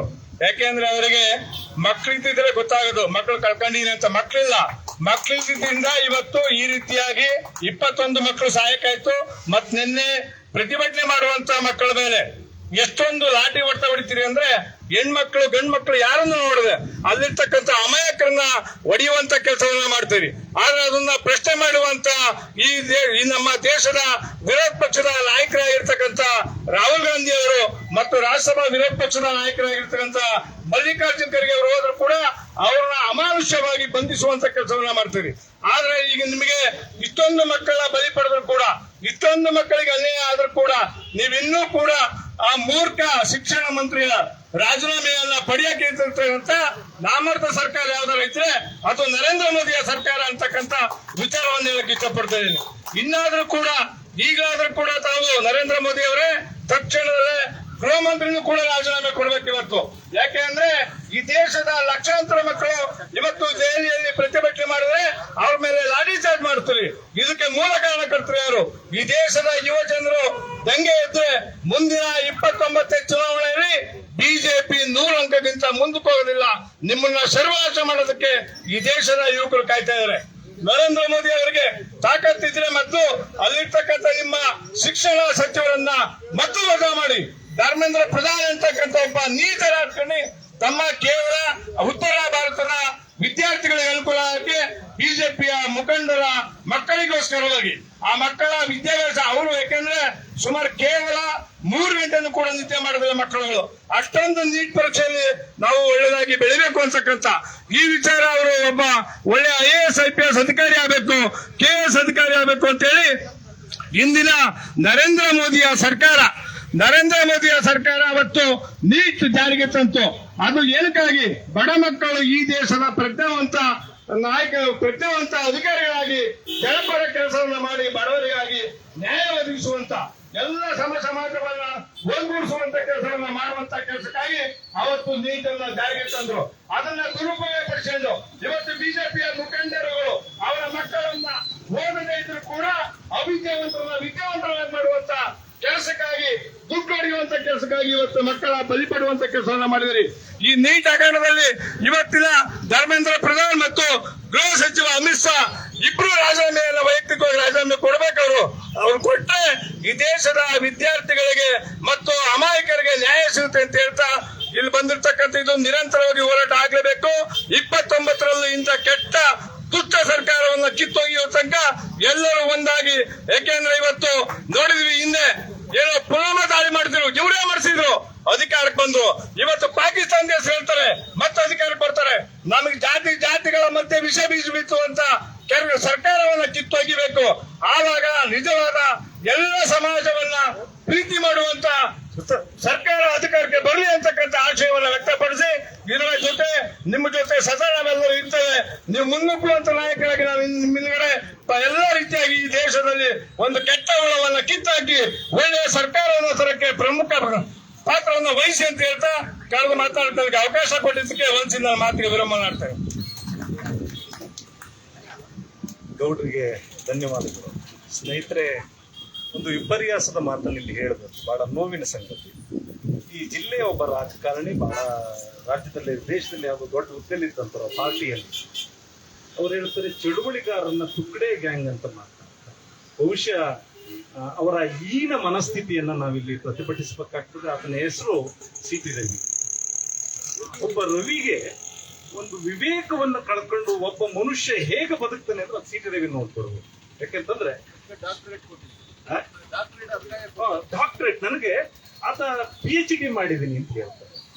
ಓದುವ ಕ್ರಮವೇ ಗೊತ್ತಿಲ್ಲದ, ಮಾತನಾಡುವ ಭಾಷೆಯೇ ಗೊತ್ತಿಲ್ಲದೆ ಇರತಕ್ಕಂಥ ಒಬ್ಬ ಚಳುವಳಿಗಾರರನ್ನ, ವಿದ್ಯಾರ್ಥಿಗಳನ್ನ ದೇಶದ್ರೋಹಿಗಳು ಅಂತ ಹೇಳೋದಾದ್ರೆ ಇವರೆಲ್ಲ ಮಾಡಿದ್ರಲ್ಲ ಈ ಎಲ್ಲ ಚಳುವಳಿಗಳು ಏನು ಅಂತ ಹೇಳ್ಬೇಕಲ್ಲ. ಹಾಗಾಗಿ ಇಂಥ ಒಂದು ರೀತಿಯ ವಿವೇಕವನ್ನು ಕಳ್ಕೊಂಡಿರ್ತಕ್ಕಂಥವ್ರಿಗೆ ಎಚ್ಚರದ ಧ್ವನಿಯಾಗಿ ನಾವೆಲ್ಲರೂ ಪ್ರತಿಭಟನೆಯ ಧ್ವನಿಯನ್ನು ದಾಖಲಿಸಬೇಕಾಗಿದೆ. ರಾಜು ಅವರು ಕೊನೆಗೆ ಮಾತನಾಡ್ಬೇಕೆಲ್ಲ ಸಮ್ಮುಖ ಮಾಡಬೇಕು ಅಂತ ಹೇಳ್ತಾ BSP ಪರಮೇಶ್ವರ್ ಅವರು ಮಾತನಾಡ್ಬೇಕು ಅಂತ ಹೇಳಕ್ಕೆ. ಜಿಲ್ಲೆಯ ಎಲ್ಲ ಹೋರಾಟ ಜೀವಿಗಳೇ, ಬಹಳ ಮುಖ್ಯವಾದಂಥ ವಿಚಾರದ ಮೇಲೆ ಇವತ್ತು ಒಂದು ಧರಣಿ ಕಾರ್ಯಕ್ರಮ ಆಗ್ತಾ ಇದೆ. ಶಿಕ್ಷಣ ವ್ಯವಸ್ಥೆ ನಮ್ಮ ದೇಶದಲ್ಲಿ ಒಂದೇ ರೀತಿಯಲ್ಲಿ ಇಲ್ಲ. ಈಗ ಅನೇಕ ವಿಚಾರಗಳಲ್ಲಿ ಏಕರೂಪ ಶಿಕ್ಷಣ, ಇದು ಏನು ಸಿವಿಲ್ ಕೋಡ್ ಬರಬೇಕು ಅಂತ ಹೇಳ್ತಾರೆ, ಒಂದು ದೇಶ ಒಂದು ಕಾನೂನು ಇರಬೇಕು ಅಂತ ಹೇಳ್ತಾರೆ, ಒಂದು ದೇಶ ಒಂದು ಚುನಾವಣೆ ಇರಬೇಕು ಅಂತ ಹೇಳ್ತಾರೆ. ಆದರೆ ಒಂದು ದೇಶಕ್ಕೆ ಒಂದೇ ರೀತಿಯ ಶಿಕ್ಷಣ ವ್ಯವಸ್ಥೆ ಇಲ್ಲ. ನಾವು ಕರ್ನಾಟಕದಲ್ಲಿ ಇತಿಹಾಸ ಒಂದು ಓದಿದ್ರೆ ತಮಿಳುನಾಡಿನಲ್ಲಿ ಇತಿಹಾಸ ಬೇರೆ ಓದ್ತೀವಿ, ಬೇರೆ ರಾಜ್ಯದಲ್ಲಿ ಬೇರೆ ಇತಿಹಾಸಗಳನ್ನು ಓದ್ತೀವಿ.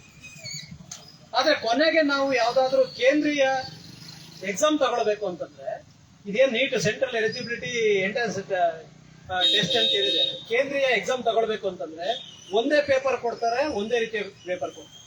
ನಾವಿಲ್ಲಿ ಆರಂಭದಲ್ಲಿ ವಿದ್ಯಾಭ್ಯಾಸ ಮಾಡುವಾಗ ರಾಜ್ಯ ಸಿಲೆಬಸ್ ಮತ್ತೆ ಕೇಂದ್ರೀಯ ಸಿಲೆಬಸ್ ಬೇರೆ ಬೇರೆ ಭಾಷೆ ಇದರಲ್ಲಿ ವಿದ್ಯಾಭ್ಯಾಸ ಮಾಡ್ಕೊಂಡು ಹೋಗಿದ್ದಂಥವ್ರಿಗೆ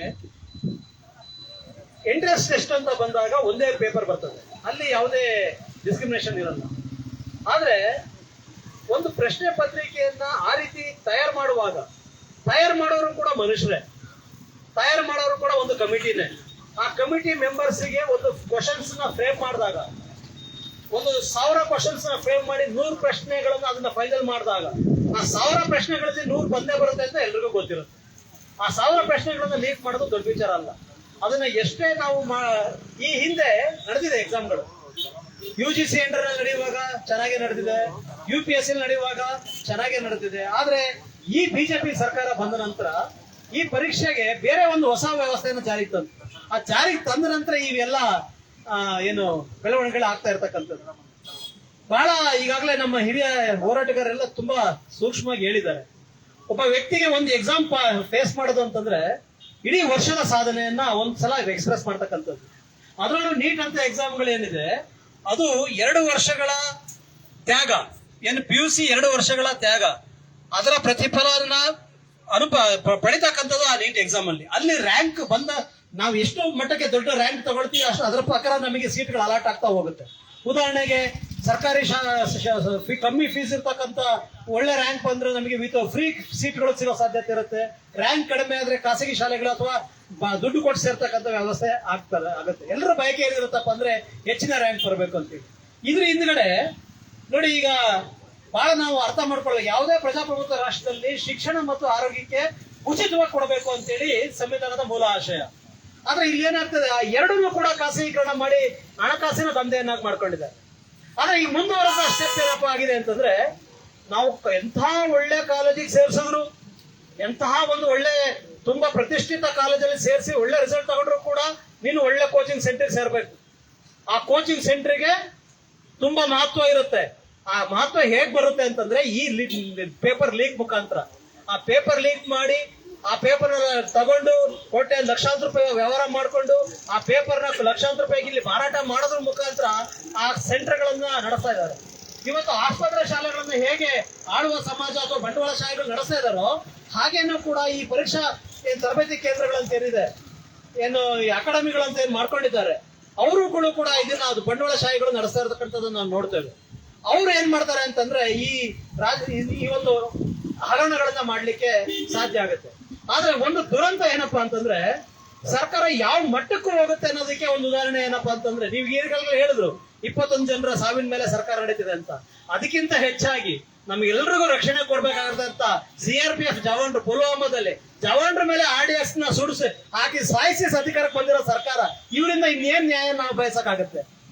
ನಮಗೆ ರಕ್ಷಣೆ ಕೊಡ್ಬೇಕಾದಂತ CRPF ಜವಾನ್ರನ್ನೇ 300 kg RDX ಒಂದು ಇಲಿ ಹೋಯ್ತು ಅಂದ್ರೂ ಕೂಡ ಗಮನಕ್ಕೆ ಬರುತ್ತೆ. ಒಂದು ಇಲಿ ಒಳಗೆ ಹೋಯ್ತು ಅಂದ್ರೂ ಅಂತ ಒಂದು ಪ್ರದೇಶ, ಸೂಕ್ಷ್ಮವಾದ ಪ್ರದೇಶಕ್ಕೆ ಒಂದು RDX ನ ತಗೊಂಡು ಜೀಪ್ ನುಗ್ಗಿ ಬ್ಲಾಸ್ಟ್ ಮಾಡಿಸ್ತಾರೆ ಅಂತಂದ್ರೆ ಆ ಹೆಣದ ಮೇಲೆ ರಾಜಕಾರಣ ಮಾಡ್ತಕ್ಕಂತ ಸರ್ಕಾರ.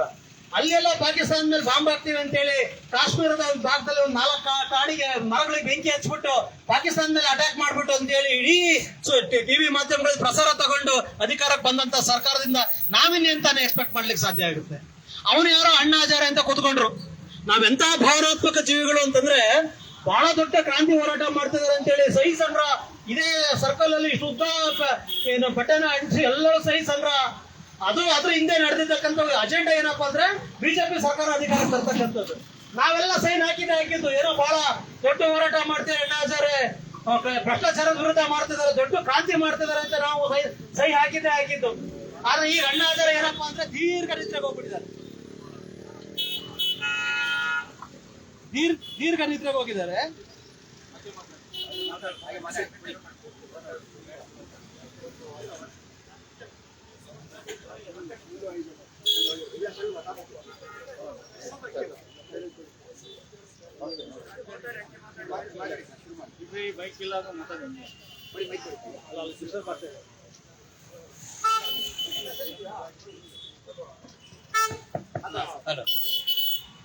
ಈಗ ಅಣ್ಣಾ ಹಜಾರೆ ಅವರು ದೀರ್ಘ ನಿದ್ರೆಗೆ ಹೋಗಿದ್ದಾರೆ. ದೀರ್ಘ ನಿದ್ರೆ ಅಂದ್ರೆ ದಯಮಾಡಿ ತಪ್ಪರ್ಥ ಮಾಡ್ಕೊಳ್ಬೇಡಿ, ಮತ್ತೆ ಅದಕ್ಕೆ ಶ್ರದ್ಧಾಂಜಲಿ ಫೋಟೋ ಎಲ್ಲ ಹಾಕ್ಬೇಕಾಗ್ತದೆ. ಅದೊಂಥರ ಶ್ರದ್ಧಾಂಜಲಿ ಆದಾಗೆ ಅದು ದೀರ್ಘ ನಿದ್ರೆಗೆ ಹೋಗಿದ್ದಾರೆ. ಈಗ ಅವ್ರಿಗೆ ಯಾವುದೇ ಹಗರಣಗಳು ಕಣ್ಣಿಗೆ ಕಾಣ್ತಾ ಇಲ್ಲ, ಅನೇಕ ಹಗರಣಗಳಾಗಿದೆ. PM ಕೇರ್ ಫಂಡ್ ಕಣ್ಣು ಮುಂದೆ ಇದೆ.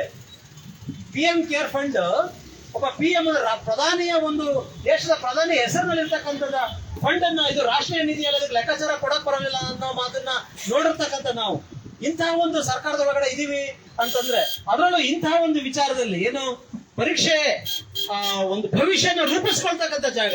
ಆಫ್ಟರ್ PUC ತನಕ ನಮಗೆ ಜೀವನ ಕಳೆದಿದೆ ಗೊತ್ತಾಗಲ್ಲ, ಯಾವಾಗ ಓದ್ಕೊಂಡು ಹೋಗಿರ್ತೀವಿ.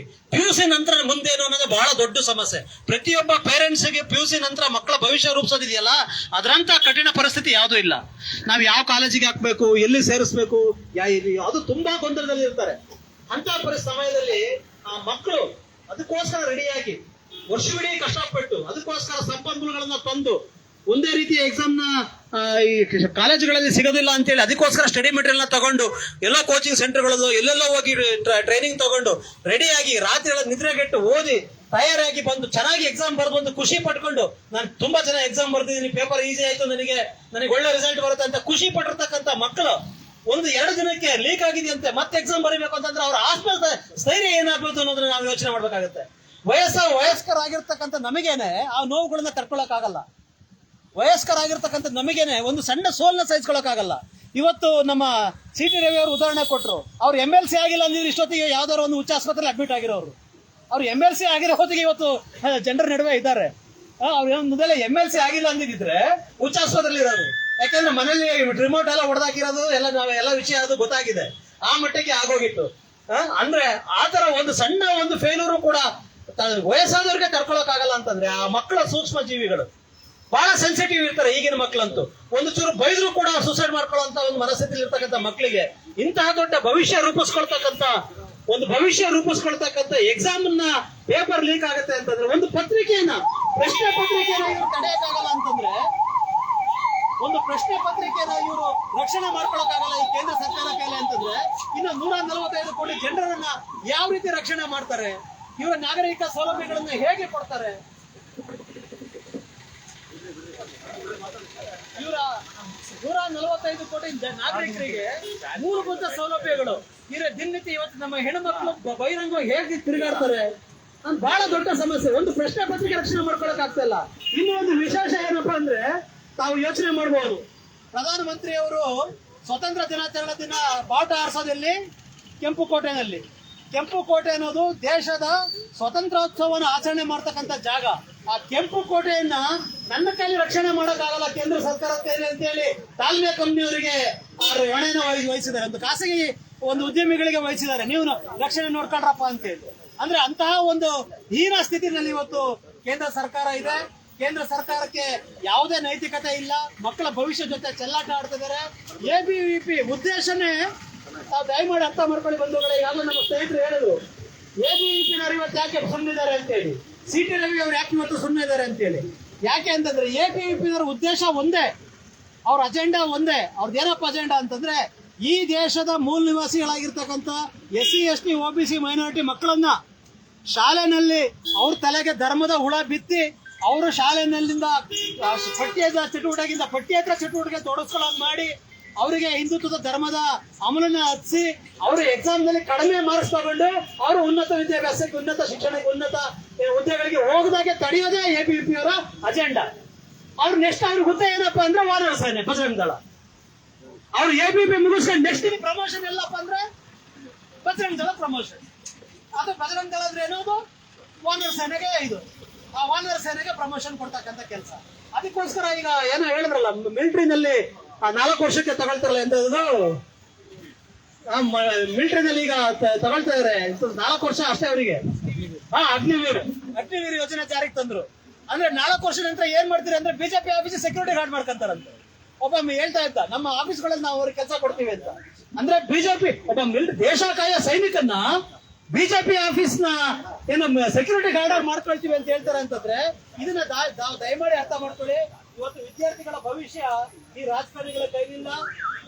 ಇದಕ್ಕೆಲ್ಲದಕ್ಕೂ ಕೂಡ ನಮ್ಮ ಅಜ್ಞಾನದ ಕಾರಣ, ನಮ್ಮ ರಾಜಕೀಯ ಅನಕ್ಷರತೆ ಏನಿದೆಯಲ್ಲ, ಈ ದೇಶದ ಜನರಲ್ಲಿ ಇರ್ತಕ್ಕಂಥ ರಾಜಕೀಯ ಅನಕ್ಷರತೆಯ ಕಾರಣ.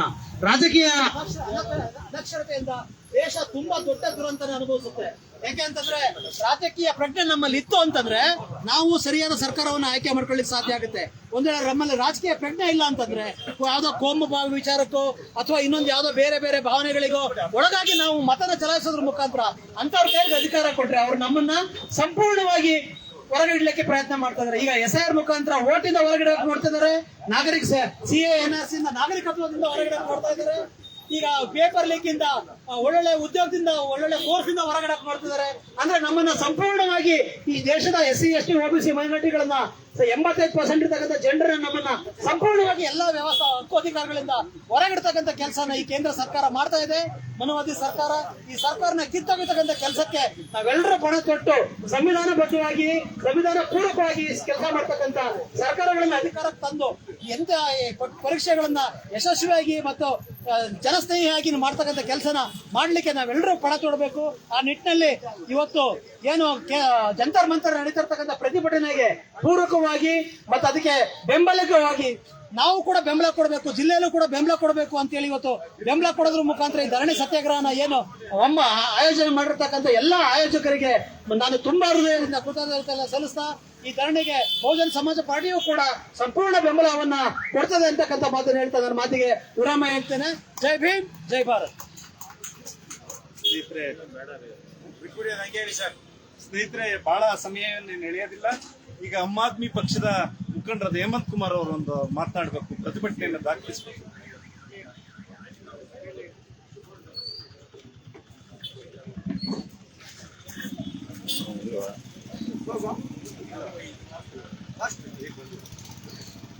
ನಮಸ್ಕಾರ, ಎಲ್ಲ ಮುಖಂಡರಿಗೂ ನಮಸ್ಕಾರ. ವಾಂಗ್ಚುಕ್ ಒಬ್ಬ ಶಿಕ್ಷಣ ತಜ್ಞ. ಅವರು ಯಾವ್ದಕ್ಕೋಸ್ಕರ ಉಪವಾಸ ಸತ್ಯಾಗ್ರಹ ಕೂತಿದ್ದಾರೆ ಅಂತ ಇಡೀ ದೇಶಕ್ಕೆ ಗೊತ್ತಾಗ್ತಾ ಇದೆ. ಯಾವುದೇ ಕಾರಣಕ್ಕೂ ದೇಶದ ಯುವ ಜನಾಂಗ ಅಥವಾ ನಮ್ಮ ರೈತಾಪಿ ಜನಾಂಗನ ವಿರೋಧ ಕಟ್ಕೊಂಡು ಯಾವುದೇ ರಾಜಕಾರಣಿ ಆಗ್ಲಿ ಅಥವಾ ಯಾವುದೇ ಪಕ್ಷ ಆಗ್ಲಿ ಅಧಿಕಾರಕ್ಕೆ ಬರಕ್ ಸಾಧ್ಯ ಇಲ್ಲ. ಆ ದೃಷ್ಟಿಯಿಂದ ಏನ್ ವಿಶ್ವಗುರು ಅಂತೇಳಿ ನಮ್ಮ ನರೇಂದ್ರ ಮೋದಿ ಅವ್ರನ್ನ ಕರೀತಾ ಇದಾರೆ. ಮೊದಲು ನಮ್ಮ ಭಾರತಕ್ಕೆ ಮಾದರಿಯಾಗಿ ನಮ್ಮ ಭಾರತದಲ್ಲಿ ಇರ್ತಕ್ಕಂಥ ಬಸವೇಶ್ವರ ಅಂಬೇಡ್ಕರ್ ಅವ್ರ ಮಾದರಿಯನ್ನ ಮೊದಲು ಕಲೀರಿ. ನಾವೆಲ್ಲ ಒಂದೇ, ನಮ್ಮ ಜನ, ನಮ್ಮ ಸಂಸ್ಕಾರ, ಇವನ್ನ ಫಸ್ಟ್ ನಮ್ಮ ದೇಶದ ಸಂಸ್ಕಾರವನ್ನ ನೀವು ತಿಳ್ಕೊಳ್ಳಿ. ಏನ್ ಇವತ್ತು 21 ಜನ ಹುಡುಗರು ತೀರೋಯ್ದಾರೋ ಅವ್ರ ಆತ್ಮಹತ್ಯೆ ಅಲ್ಲ, ಕೊಲೆಗಡಕ ಧರ್ಮೇಂದ್ರ ಪ್ರಧಾನ್ ಕೊಲೆ ಮಾಡಿರೋದು ಅಂತೇಳಿ ನಾವು ಇವತ್ತು ವಿಚಾರಣೆ ಮಾಡಬೇಕಾಗುತ್ತದೆ. ಆ ದೃಷ್ಟಿಯಿಂದ ಇವತ್ತು ನಮ್ಮ ಪ್ರಗತಿಪರ ಎಲ್ಲ ಜನ ಸೇರ್ಕೊಂಡು ನಮ್ಮ ದೇಶಕ್ಕೆ ಏನು ಅನ್ಯಾಯ ಆಗ್ತಾ ಇದೆ, ಈ ನೀಟ್ ಎಕ್ಸಾಮ್ನಿಂದ ಎಂತ ಅನ್ಯಾಯ ಆಗ್ತಾ ಇದೆ ಅನ್ನೋದ್ರ ದೃಷ್ಟಿ ಇಟ್ಕೊಂಡು ಎಲ್ಲ ಇಡೀ ನಿನ್ನೆ ನಡೆದಿರ್ತಕ್ಕಂಥ ಅಹಿತಕರ ಘಟನೆಗಳಿಗೆ ಕೇಂದ್ರ ಸರ್ಕಾರನೇ ಹೊಣೆ. ಆ ಕೇಂದ್ರ ಸರ್ಕಾರದ ನೈತಿಕ ಹೊಣೆ ಹೊತ್ತು ಈ ಧರ್ಮೇಂದ್ರ ಪ್ರಧಾನ್ ತತ್ಕ್ಷಣ ಇವತ್ತೇ ರಾಜೀನಾಮೆ ಕೊಡಬೇಕು ಅಂತ ಈ ಮೂಲಕ ನಮ್ಮ ಆಮ್ ಆದ್ಮಿ ಪಕ್ಷನೂ ಸಹ ಅವರಿಗೆ ಆಗ್ರಹ ಮಾಡ್ತಾ ಇದೀವಿ ಅಂತೇಳಿ ಹೇಳ್ತಾ, ಇದು ಇನ್ನೂ ಮುಂದರಿಲಿ ಅಂತೇಳಿ ಹೇಳ್ತಾ, ನಿಮಗೆಲ್ಲ ಸಹಕಾರವನ್ನ ನಾವು ಆಮ್ ಆದ್ಮಿ ಪಾರ್ಟಿ ಕೊಡ್ತದೆ ಅಂತೇಳಿ ಹೇಳ್ತಾ, ನೀವೆಲ್ಲ ಮಾತಾಡ್ಲಿಕ್ಕೆ ಅವಕಾಶ ಮಾಡಿಕೊಟ್ಟಂತ ನಿಮ್ಮೆಲ್ಲರಿಗೂ ಧನ್ಯವಾದಗಳನ್ನ ಅರ್ಪಿಸ್ತೇನೆ. ಸ್ನೇಹಿತರೆ, ಅನೇಕರು ಎಲ್ಲ ವಿಚಾರಗಳನ್ನ ಕೊನೆಯದಾಗಿ ರಾಜು ಅವರು ಅದರ ಸಂಕ್ಷಿಪ್ತವಾಗಿ 2 ನಿಮಿಷ ರಾಜು ಅವರು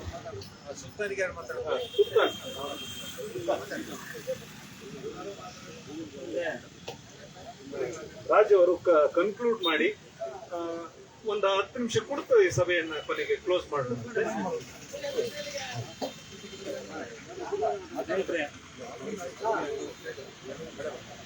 ಸ್ನೇಹಿತರೆ, ಈಗಾಗಲೇ ಎಲ್ಲರೂ ಕೂಡ ಹಲವಾರು ವಿಚಾರಗಳನ್ನು ಮಾತಾಡಿದ್ದೀರಿ. ನೀಟ್ ಪರೀಕ್ಷೆ ಬಗ್ಗೆ, ಮತ್ತೆ ನಡೆದಿರ್ತಕ್ಕಂಥ ಹಗರಣ, ಲಾಠಿ ಚಾರ್ಜು, ಮತ್ತೆ ಮೋದಿ ಮತ್ತೆ ಧರ್ಮೇಂದ್ರ ಪ್ರಧಾನ್ ರಾಜೀನಾಮೆ ಕೊಡಬೇಕು ಅಂತ ಒತ್ತಾಯ ಮಾಡಿದ್ದೀರಿ. ಅದಕ್ಕೆ ಪೂರಕವಾಗಿ ನಾನು ಅವ್ರ ಅಂದಂಗೆ ಅಂತೇಳಿ ನಾನು ಕೂಡ ಒತ್ತಾಯ ಮಾಡ್ತೀನಿ ಅಂತ ಹೇಳ್ತಾ, ನಮ್ಮ ವಿಫಲ ಬಿಜೆಪಿ ಎದುರಿಸೋದಲ್ಲ. ಮೂರ್ತಿ ಹೇಳ್ತಾ ಇದ್ರು, ಚಾರ್ಜ್ ಸರಿಯಾಗಿ ಮಾಡಿಲ್ಲ ಸರ್, ಫಸ್ಟ್ ಮಾಡ್ಬೇಕಾದ್ರೆ ಚಾರ್ಜ್ ಕಾಂಗ್ರೆಸ್ನವ್ರಿಗೆ. ಯಾಕೆಂದ್ರೆ ಈ ದೇಶದಲ್ಲಿ ಇರ್ತಕ್ಕಂಥ ದೊಡ್ಡ ಪಕ್ಷ, ಕೌಂಟ್ರ್ ಮಾಡೋಂಥ ಪಕ್ಷ, ಆಪೋಸಿಷನ್ ಪಾರ್ಟಿ ಇರ್ತಕ್ಕಂಥ ಪಕ್ಷ ನಿನ್ನೆ ಮೊನ್ನೆ ಬೀದಿಗಿಳಿದಿದೆ. ಕಳೆದ 5-6 ತಿಂಗಳಿಂದ ನಡೀತಿರೋದು. ನಿನ್ನೆ ಮೊನ್ನೆ ಅಲ್ಲ, ಇದು ಅಲ್ಲಿಂದ ಇಲ್ಲಿವರೆಗೂ ಲಾಠಿ ಚಾರ್ಜ್ ಆದ್ಮೇಲೆ ನಿನ್ನೆ ರಾಹುಲ್ ಗಾಂಧಿ ಅವರು ಎಲ್ಲ ಕಡೆ ಕರೆ ಕೊಟ್ಟಿದ್ದಾರೆ. ಅದಕ್ಕಿಂತ ಮುಂಚೆನೇ ಇವರು ಬೀದಿಗಿಳಿದು ಪ್ರತಿಭಟನೆ ಮಾಡಿ ಕೊನೆಯ ಅಸ್ತ್ರ ಯಾವುದು ಅನ್ನೋದು ತಮಗೆಲ್ಲ ಗೊತ್ತಿದೆ. ಪ್ರತಿಭಟನೆಯ ಧರಣಿಯ ಕೊನೆಯ ಅಸ್ತ್ರ ಉಪವಾಸ ಸತ್ಯಾಗ್ರಹ. ಅದಕ್ಕಿಂತ ಮೊದಲು ರೆಡಿ ಮಾಡ್ತಾರೆ, ಮೆರವಣಿಗೆ ಮಾಡ್ತಾರೆ, ಕೂರ್ತಾರೆ, ಹೇಳ್ತಾರೆ, ಎಲ್ಲ ಕೆಲಸ ಆದಮೇಲೆ ಕೊನೆಗೆ ಉಪವಾಸ ಸತ್ಯಾಗ್ರಹವನ್ನು ಆರಂಭಿಸ್ತಾರೆ. ಸೋನಂ ವಾಂಗ್ಚುಕ್ ಕಳೆದ 21 ದಿವಸದಿಂದ ಉಪವಾಸ ಸತ್ಯಾಗ್ರಹ ಮಾಡಿದ ಮೇಲೆ ಕೋರ್ಟಾದೇಶ ಇದೆ ಅಂತೇಳಿ ಅವರು ತಗೊಂಡೋಗಿ ಹಾಸ್ಪಿಟಲ್ ಸೇರಿಸ್ತಾರೆ. ಅದಾದ್ಮೇಲೆ ವಿದ್ಯಾರ್ಥಿಗಳು ಚಳವಳಿಗೆ ಇಳಿತಾರೆ. ಅದಕ್ಕಿಂತ ಮೊದಲು ಒಂದ್ಸರಿ ಚಳವಳಿ ಮಾಡಿ ಸುಮ್ಮನಾಗ್ತಾರೆ. ಅಲ್ಲಿಂದ ಇಲ್ಲಿವರೆಗೂ ನಾನು ಪ್ರಶ್ನೆ ಮಾಡೋದು, ಬೇರೆಯವ್ರು ಪ್ರಶ್ನೆ ಮಾಡೋದಕ್ಕಿಂತ ನಾಯಕತ್ವ ಕೊಡಬೇಕಾದ್ರೆ ನೀವೇ ಸುಮ್ಮನಾದ್ರೆ ಬೇರೆ ಬೇರೆ ಪಕ್ಷಗಳು, ಬೇರೆ ಬೇರೆ ಪ್ರಗತಿಪರ ಸಂಘಟನೆಗಳು, ಬೇರೆ ಜನ ಎಲ್ಲ ನಿಮ್ ಜೊತೆ ಬರಕ್ ತಯಾರಿದ್ದಾರೆ ಅಂದ್ರು ಕೂಡ ನೀವು ಕರ್ಕಡಕ್ ತಯಾರಿಲ್ಲ. ನೀವು ನಾವೇನ್ ಆಕ್ಷನ್ ಇರ್ಬೇಕು ಅನ್ನೋ ತೀರ್ಮಾನ ನೀವು ರಾಹುಲ್ ಗಾಂಧಿ ಆಗ್ಲಿ, ಖರ್ಗೆ ಆಗ್ಲಿ, ಮೂರ್ತಿ ಆಗ್ಲಿ, ಇಲ್ಲಿರ್ತಕ್ಕಂಥ ಮಂಜೇಗೌಡರು ಆಗ್ಲಿ ಎಲ್ಲ ಮಾಡಿದ್ರೆ ತಪ್ಪು. ಎಲ್ಲರೂ ಸೇರಿಸ್ಕೊಂಡು ನಾನು ಊಟಿಗೆ ಮೊನ್ನೆ ಏನೋ ಬೆಂಗಳೂರು ಹೋಗ್ತಾ ಇದ್ರು. ಅವ್ರು ಫೋನ್ ಮಾಡಿ ಹೇಳಿದೆ, ಏನ್ರಿ ದೇಶನೇ ನಡಿ ಹೋಗ್ತಾ ಇದೆ, ನೀವು ನೋಡಿದ್ರೆ ಸುಮ್ಮನಿದ್ದೀರಲ್ರಿ, ಏನ್ ಮಾಡ್ಬೇಕು ಸರ್ ಅಂದ್ರೆ. ಅದಕ್ಕಿಂತ ಒಂದು ಚಂದ್ರೇಗೌಡರು ಕೂಡ ಫೋನ್ ಮಾಡಿ ಹೇಳಿದ್ರಂತೆ. ಹಾಗೆ ಹೇಳಿದೆ, ಈ ಥರ ಲಾಠಿ ಚಾರ್ಜ್ ಆಗಿದೆ, ಮಕ್ಕಳೆಲ್ಲ ಪಿಲ್ಲಿ ಆಗಿದೆ. ಮೋದಿ ಸರ್ಕಾರದ ಬಗ್ಗೆ ಮಾತಾಡೋದು ವೇಸ್ಟ್. ಸುಮ್ಮನೆ ಮಾತಾಡಿದ್ರೆ ಅದೊಂದು ಭಾಷಣ ಅಷ್ಟೇ ಬಿಟ್ರೆ ಏನ್ ಮಾಡ್ಬೇಕು ಅವ್ರಿಗೆ ತಂತ್ರಗಾರಿಕೆನ ಅವ್ರಿಗೆ ನಿಪುಣತೆನ ಮಾಡ್ತಾರೆ. ಆ ತರದ ತಂತ್ರಗಾರಿಕೆಯನ್ನ ಕಾಂಗ್ರೆಸ್ ಅವರಾಗ್ಲಿ, ಅಪೋಸಿಷನ್ ಪಾರ್ಟಿ ಬೇರೆ ಬೇರೆ ಪಕ್ಷದವರು ಮಾಡಿದ್ರು ಮಾತ್ರ ಸಕ್ಸಸ್ ಆಗಕ್ಕೆ ಸಾಧ್ಯ. ಇಲ್ಲಾಂದ್ರೆ ಮತ್ತೊಂದು ನಿಶ್ಚಿತಾರೆ. ಪುಲ್ವಾಮಾ ವಿಷಯ ಇರ್ಬೋದು, ನೀಟ್ ಹಗರಣೆ ಮತ್ತೆ ಮುಚ್ಚಾಕಿ ಇವರೇ ಮಾಡಿಸಿದ್ರೆ ಕಾಂಗ್ರೆಸ್ ಉತ್ತು ಬೇಕಾದ್ರೆ ಹೇಳ್ತಾರೆ. ಅದರಿಂದ ಏನು ಪ್ರಯೋಜನ ಆಗೋದಿಲ್ಲ. ನೀವು ಅವ್ರಿಗಿಂತ ಹೆಚ್ಚು ತಂತ್ರಗಾರಿಕೆಯನ್ನು ಬಳಸಿ ಜನರನ್ನ ಇನ್ವಾಲ್ವ್ ಮಾಡ್ಕೊಳ್ತಕ್ಕಂಥ ಕಾರ್ಯಕ್ರಮ ರೂಪಿಸಿದ್ರೆ ಮಾತ್ರ ಸಾಧ್ಯ. ಇಲ್ದಿದ್ರೆ ಮತ್ತಿನ್ನೇನೋ ಒಂದು ಅಜೆಂಡಾ ಇಟ್ಕೊಂಡು ಅವ್ರು ಮತ್ತೆ ಅಧಿಕಾರಕ್ಕೆ ಬರ್ತಾರೆ. ಕಳೆದ 15 ವರ್ಷದಿಂದ ರೈತರು ಅಷ್ಟು ಜನ ಸತ್ರು ನೋಡ್ಬಂದು ಯಾರೇ ಇರಲಿಲ್ಲ. ಕೊನೆಗೆ 2-3 ಸರಿ ಮಾತುಕತೆ ಕರೆದ್ರು. ಅದೇ ತರ ಮೊನ್ನೆ ಲಾಠಿ ಚಾರ್ಜ್ ಆದ್ಮೇಲೆ ಸ್ಟೂಡೆಂಟ್ಸ್ ಮಾತುಕತೆ ಕರೀತಾರೆ. ಕರೆದದೇ ಕಣ್ಣೋರ್ ಸ್ವತಂತ್ರ ಮಾಡಿ ವಾಪಸ್ ಕಳಿಸ್ತಾರೆ. ಇದು ಇಷ್ಟಕ್ಕೆ ನಿಲ್ಲಬಾರ್ದು. ನೀಟ್ ಹಗರಣದಿಂದ 21 ಜನ ಮಕ್ಕಳು ಸಾಯದಿರ್ಲಿ. ನಿತ್ಯ ಸಾಯ್ತಿರೋದು 21 ಲಕ್ಷ ಜನ. ಅವ್ರ ತಂದೆ ತಾಯಿರು ಇರ್ಬೋದು, ಮಕ್ಕಳಿರ್ಬೋದು, ಪೋಷಕರು ಇರ್ಬೋದು, ಅಥವಾ ಅವ್ರಿಗೆ ಸಾಕಿ ಬೆಳೆಸಿ ವಿದ್ಯಾಭ್ಯಾಸ ಕೊಡ್ತಕ್ಕಂಥವ್ರು ಇರ್ಬೋದು. ಅವರೆಲ್ಲ ನರಳ್ತಾ ಇದ್ದಾರೆ. ಇವತ್ತು ನಮ್ಮ ನೋಟು ನೀಟ್ ಪರೀಕ್ಷೆನೇ ಹೋಯ್ತು. ನಾವು ನೀಟಿಂದ ನನ್ನ ಮಕ್ಕಳು ಏನೋ ಉನ್ನತ ಉದ್ದೇಶ ಸಾಧ್ತಾರೆ ಅಂತ ಇಷ್ಟಪಟ್ಟಿದ್ದು ಪರಿಸ್ಥಿತಿಯಲ್ಲಿದ್ದಾರೆ. ಅದಕ್ಕೆ ಬರೀ ಇವತ್ತೊಂದು ದಿವಸ ಜೈ ಜೈ ಪ್ರತಿಭಟನೆ ಮಾಡೋದ್ರ ಆಗೋದಿಲ್ಲ. ಈ ಕಂಟಿನ್ಯೂಸ್ ಕಾರ್ಯಕ್ರಮನ ರೂಪಿಸ್ಬೇಕು. ಅದಕ್ಕೆ ನಾನು ಮೊನ್ನೆ ಚರ್ಚೆ ಮಾಡ್ತಾ ಹೇಳಿದೆ, ಸಂಜೆ 15 ಜನ ಆಗಲಿ 10 ಜನ ಆಗಲಿ ಏನೋ ಒಂದು ನಡೀತಿದೆ ಅನ್ನೋ ಥರ ಆಗಬೇಕು. ಎಂಥದ್ದು ದೀಪವನ್ನ ಕ್ಯಾಂಡಲ್ ಅನ್ನು ಹಚ್ಚೋದ್ರ ಮೂಲಕ ಒಂದು ಮೆರವಣಿಗೆ ತೆಗೆಯೋಣ. ಅದಾದ್ಮೇಲೆ ಮತ್ತೇನ್ ಮಾಡಬೇಕು ಅಂತ ಕೂತು ರಾಧಾಕೃಷ್ಣ ಅವರು, ದೇವರಾಜ್ ಅವರು ಎಲ್ಲರೂ ಇದ್ದೀರಿ, ಈ ಕಡೆ ಬಹಳಷ್ಟು ಜನ ನಾಯಕರಿದ್ದೀರಿ. ಎಲ್ಲರೂ ಸೇರಿ ಒಂದು ತೀರ್ಮಾನ ಮಾಡಿ ಈ ಪ್ರೋಸೆಸ್ ಇಷ್ಟಕ್ಕೆ ನಿಲ್ಬಾರ್ದು. ಈ ಕನ್ನಡ ಮುಗಿದ್ರೂ ಕೂಡ ಅದು ಮುಗಿದಿದೆ ಅಂತ ತಿಳ್ಕೋಬಾರ್ದು. ನಾವು ಮುಂದೆ ಮಾತನ್ನ ಸಂಕ್ಷಿಪ್ತವಾಗಿ ಹೇಳ್ತಾ ಮಾತಾಡ್ಲಿಕ್ಕೆ ಕೊನೆಯದಾಗಿ ಹುಟ್ಟಕ್ಕೆ ಅಭಿನಂದಿಸಿ ಕೃತಜ್ಞತೆಗಳಿಂದ ಮುಗಿಸಿದ್ವಿ. ಏನು ಪ್ರತಿಭಟನಾತ್ಮಕವಾದಂತ ಧ್ವನಿಯನ್ನ ನಾವಿಲ್ಲಿ ದಾಖಲು ಮಾಡ್ಲಿಕ್ಕಾಯ್ತು. ಯಾಕೆಂತಂದ್ರೆ ಈ ಜಿಲ್ಲೆಯ ಮೂರ್ತಿಯವರು ಹೇಳಿದಾಗಿ ಈ ಜಿಲ್ಲೆಯ ಎಚ್ಚರವನ್ನ ನಾವೆಲ್ಲರೂ ಕಾಪಾಡ್ಕೊಳ್ಳಿಕ್ಕಾಗ್ತದೆ. ಈ ಜಿಲ್ಲೆ ಸದಾ ಜಾಗೃತವಾಗಿರ್ತದೆ ಅನ್ನುವಂಥದ್ದಕ್ಕಾಗಿ ನಾವೆಲ್ಲ ಇಲ್ಲಿ ಸೇರಿದ್ದೇವೆ. ಏನು 21 ವಿದ್ಯಾರ್ಥಿಗಳು ತಮ್ಮ ಭಾವನೆಗಳನ್ನ, ತಮ್ಮ ಬದುಕನ್ನ ಕೊಂದುಕೊಂಡು ಇವತ್ತು ನಮ್ಮ ನಡುವೆ ಇಲ್ಲದೆ ಇರತಕ್ಕಂತ ನೋವುಗಳನ್ನ ಕುರಿತು ನಾವಿಲ್ಲಿ ಮಾತನಾಡ್ಲಿಕ್ಕಾಗಿ ಬಂದಿದ್ದೇವೆ. ಈ ದೇಶ ನಿರಂತರವಾಗಿ ಇಂಥ ನೋವು ಸಂಕಟಗಳಿಗೆ ಈ ದೇಶದಲ್ಲಿ ಅನೇಕರು ಆಗಾಗ ತಮ್ಮ ಪ್ರತಿಭಟನೆಯನ್ನ, ತಮ್ಮ ಸಹಾನುಭೂತಿಯನ್ನ ತೋರಿಸಿದ್ದಾರೆ ಅನ್ನೋದಕ್ಕಾಗಿ ನಾವೆಲ್ಲ ಸೇರಿದ್ದೇವೆ ಎನ್ನುವ ಕಾರಣಕ್ಕಾಗಿ ನಾವೆಲ್ಲ ಬಂದಿದ್ದೇವೆ. ಅದರ ಎಲ್ಲ ವಿಸ್ತೃತವಾದಂತಹ ವಿಚಾರವನ್ನ ರಾಜು ಅವರು ಕೊನೆಗೆ ಸಮ್ಮುಖ ಮಾಡಿದ್ದಾರೆ.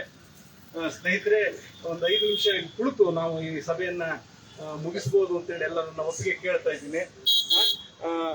ಆ 21 ವಿದ್ಯಾರ್ಥಿಗಳಿಗೆ ಏನು ನಮ್ಮನ್ನು ಅಗಲಿದ್ದಾರೆ, ಆ ತಂದೆ ತಾಯಿಗಳಿಗೆ ಆ ದುಃಖವನ್ನು ಭರಿಸುವ ಆತ್ಮವಿಶ್ವಾಸ, ಸ್ಥೈರ್ಯ ಬರಲಿ ಎನ್ನುವ ಕಾರಣಕ್ಕಾಗಿ, ಮತ್ತೆ ಏನು ಈ ಅತ್ಯಂತ ಅಹಂಕಾರದ ಧೋರಣೆಯನ್ನ ತಾಳುತ್ತಾ ಧರ್ಮ ದೇವರುಗಳ ನಡುವೆ ಇಡೀ ದೇಶವನ್ನು ಒಡೆದಾಡ್ತಕ್ಕಂಥ ಅತ್ಯಂತ ಹೀನ ಮನಸ್ಥಿತಿಯ ಭಾರತೀಯ ಜನತಾ ಪಾರ್ಟಿಯ ಅಹಂಕಾರದ ಧೋರಣೆಯನ್ನ ಖಂಡಿಸ್ತಾ, ಈ ದೇಶದ ಪ್ರಧಾನಿಯ ಅತ್ಯಂತ ಮೌನ ಮತ್ತು ದುರಹಂಕಾರವನ್ನ ಖಂಡಿಸ್ತಾ ಧರ್ಮೇಂದ್ರ ಪ್ರಧಾನ್ ರಾಜೀನಾಮೆಯನ್ನ ಈ ಚಿಕ್ಕಮಗಳೂರಿನ ಜಿಲ್ಲೆಯ ಜನತೆ ರಾಜೀನಾಮೆ ಕೊಡಬೇಕು.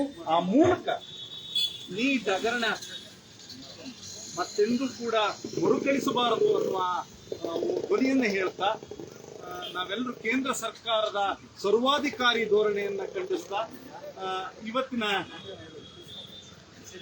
ನಮ್ಮ ಈ ಚಳುವಳಿಯನ್ನ ನಾವು ಇನ್ನೇನಿಲ್ಲ ಅಂತ್ಯ ಮಾಡ್ತಾ ಇದ್ದೇವೆ. ಮತ್ತೆ ಇದರ ಹೊಸ ರೂಪವನ್ನ ಮತ್ತೆ ನಾವೆಲ್ಲರೂ ಕುರಿತು ಚರ್ಚೆ ಮಾಡಿ ಎಲ್ಲ ಸಂಘಟನೆಯನ್ನ ಒಟ್ಟುಗೂಡಿಸಿ ಮಾಡೋರಿದ್ದೇವೆ.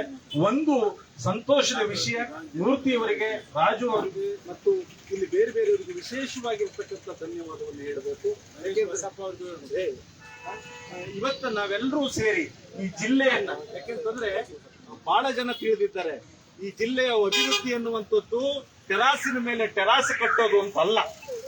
ನಾವು ಸದಾ ನಮ್ಮ ನೋವುಗಳಿಗೆ, ಸಂಕಟಗಳಿಗೆ, ನಮ್ಮ ಯಾತನೆಗಳಿಗೆ ಧ್ವನಿ ಆಗ್ತೇವೆ ಅನ್ನುವಂಥದ್ರ ಧ್ವನಿಯಾಗಿ ನಾವು ಇಲ್ಲಿದ್ದೇವೆ, ಸಾಕ್ಷೀಕರಿಸಿದ್ದೇವೆ. ನಾವು ಅದರ ಸಾಕ್ಷೀಕರಿಸೋದ್ರ ಮೂಲಕ ಈ ಜಿಲ್ಲೆಯಲ್ಲಿ, ಈ ರಾಜ್ಯದಲ್ಲಿ, ಈ ದೇಶದಲ್ಲಿ ಸರಿದಾರಿಯಲ್ಲಿ ನಡೀಲಿಕ್ಕೆ ನಾವು ಹೆಜ್ಜೆ ಆಗ್ತೇವೆ ಅಂತ ಇಲ್ಲಿ ಸೇರಿದ್ದೀವಲ್ಲ, ಇದು ನಿಜವಾದ ಜೀವಂತಿಕೆ, ಇದು ಅಸ್ಮಿತೆ ಅಂತ ನಾನು ಭಾವಿಸ್ಕೊಳ್ತಾ, ನೀವೆಲ್ಲರೂ ಕೂಡ ಎಲ್ಲ ಸಂಘಟನೆಯ ಪ್ರಗತಿಪರವಾದಂತಹ, ಸಮಾನವಾದಂತ ಈ ಜಿಲ್ಲೆಯ ನಾಗರಿಕರು ನಾವೆಲ್ಲರೂ ಕೂಡ ಇಲ್ಲಿ ಸೇರಿದ್ದೀವಿ. ನಿಮ್ಮೆಲ್ಲರಿಗೂ ಕೂಡ ಈ ಸಾಂಕೇತಿಕವಾದಂತ ಧರಣಿಗೆ ಬಂದಿದ್ದೀರಿ. ನಿಮ್ಮೆಲ್ಲರಿಗೂ ಕೂಡ ಪ್ರೀತಿಯ ಧನ್ಯವಾದವನ್ನು ಹೇಳ್ತಾ ಇದ್ದೇನೆ. ಧನ್ಯವಾದ. ಎಲ್ಲರಿಗೂ ಥ್ಯಾಂಕ್ಸ್.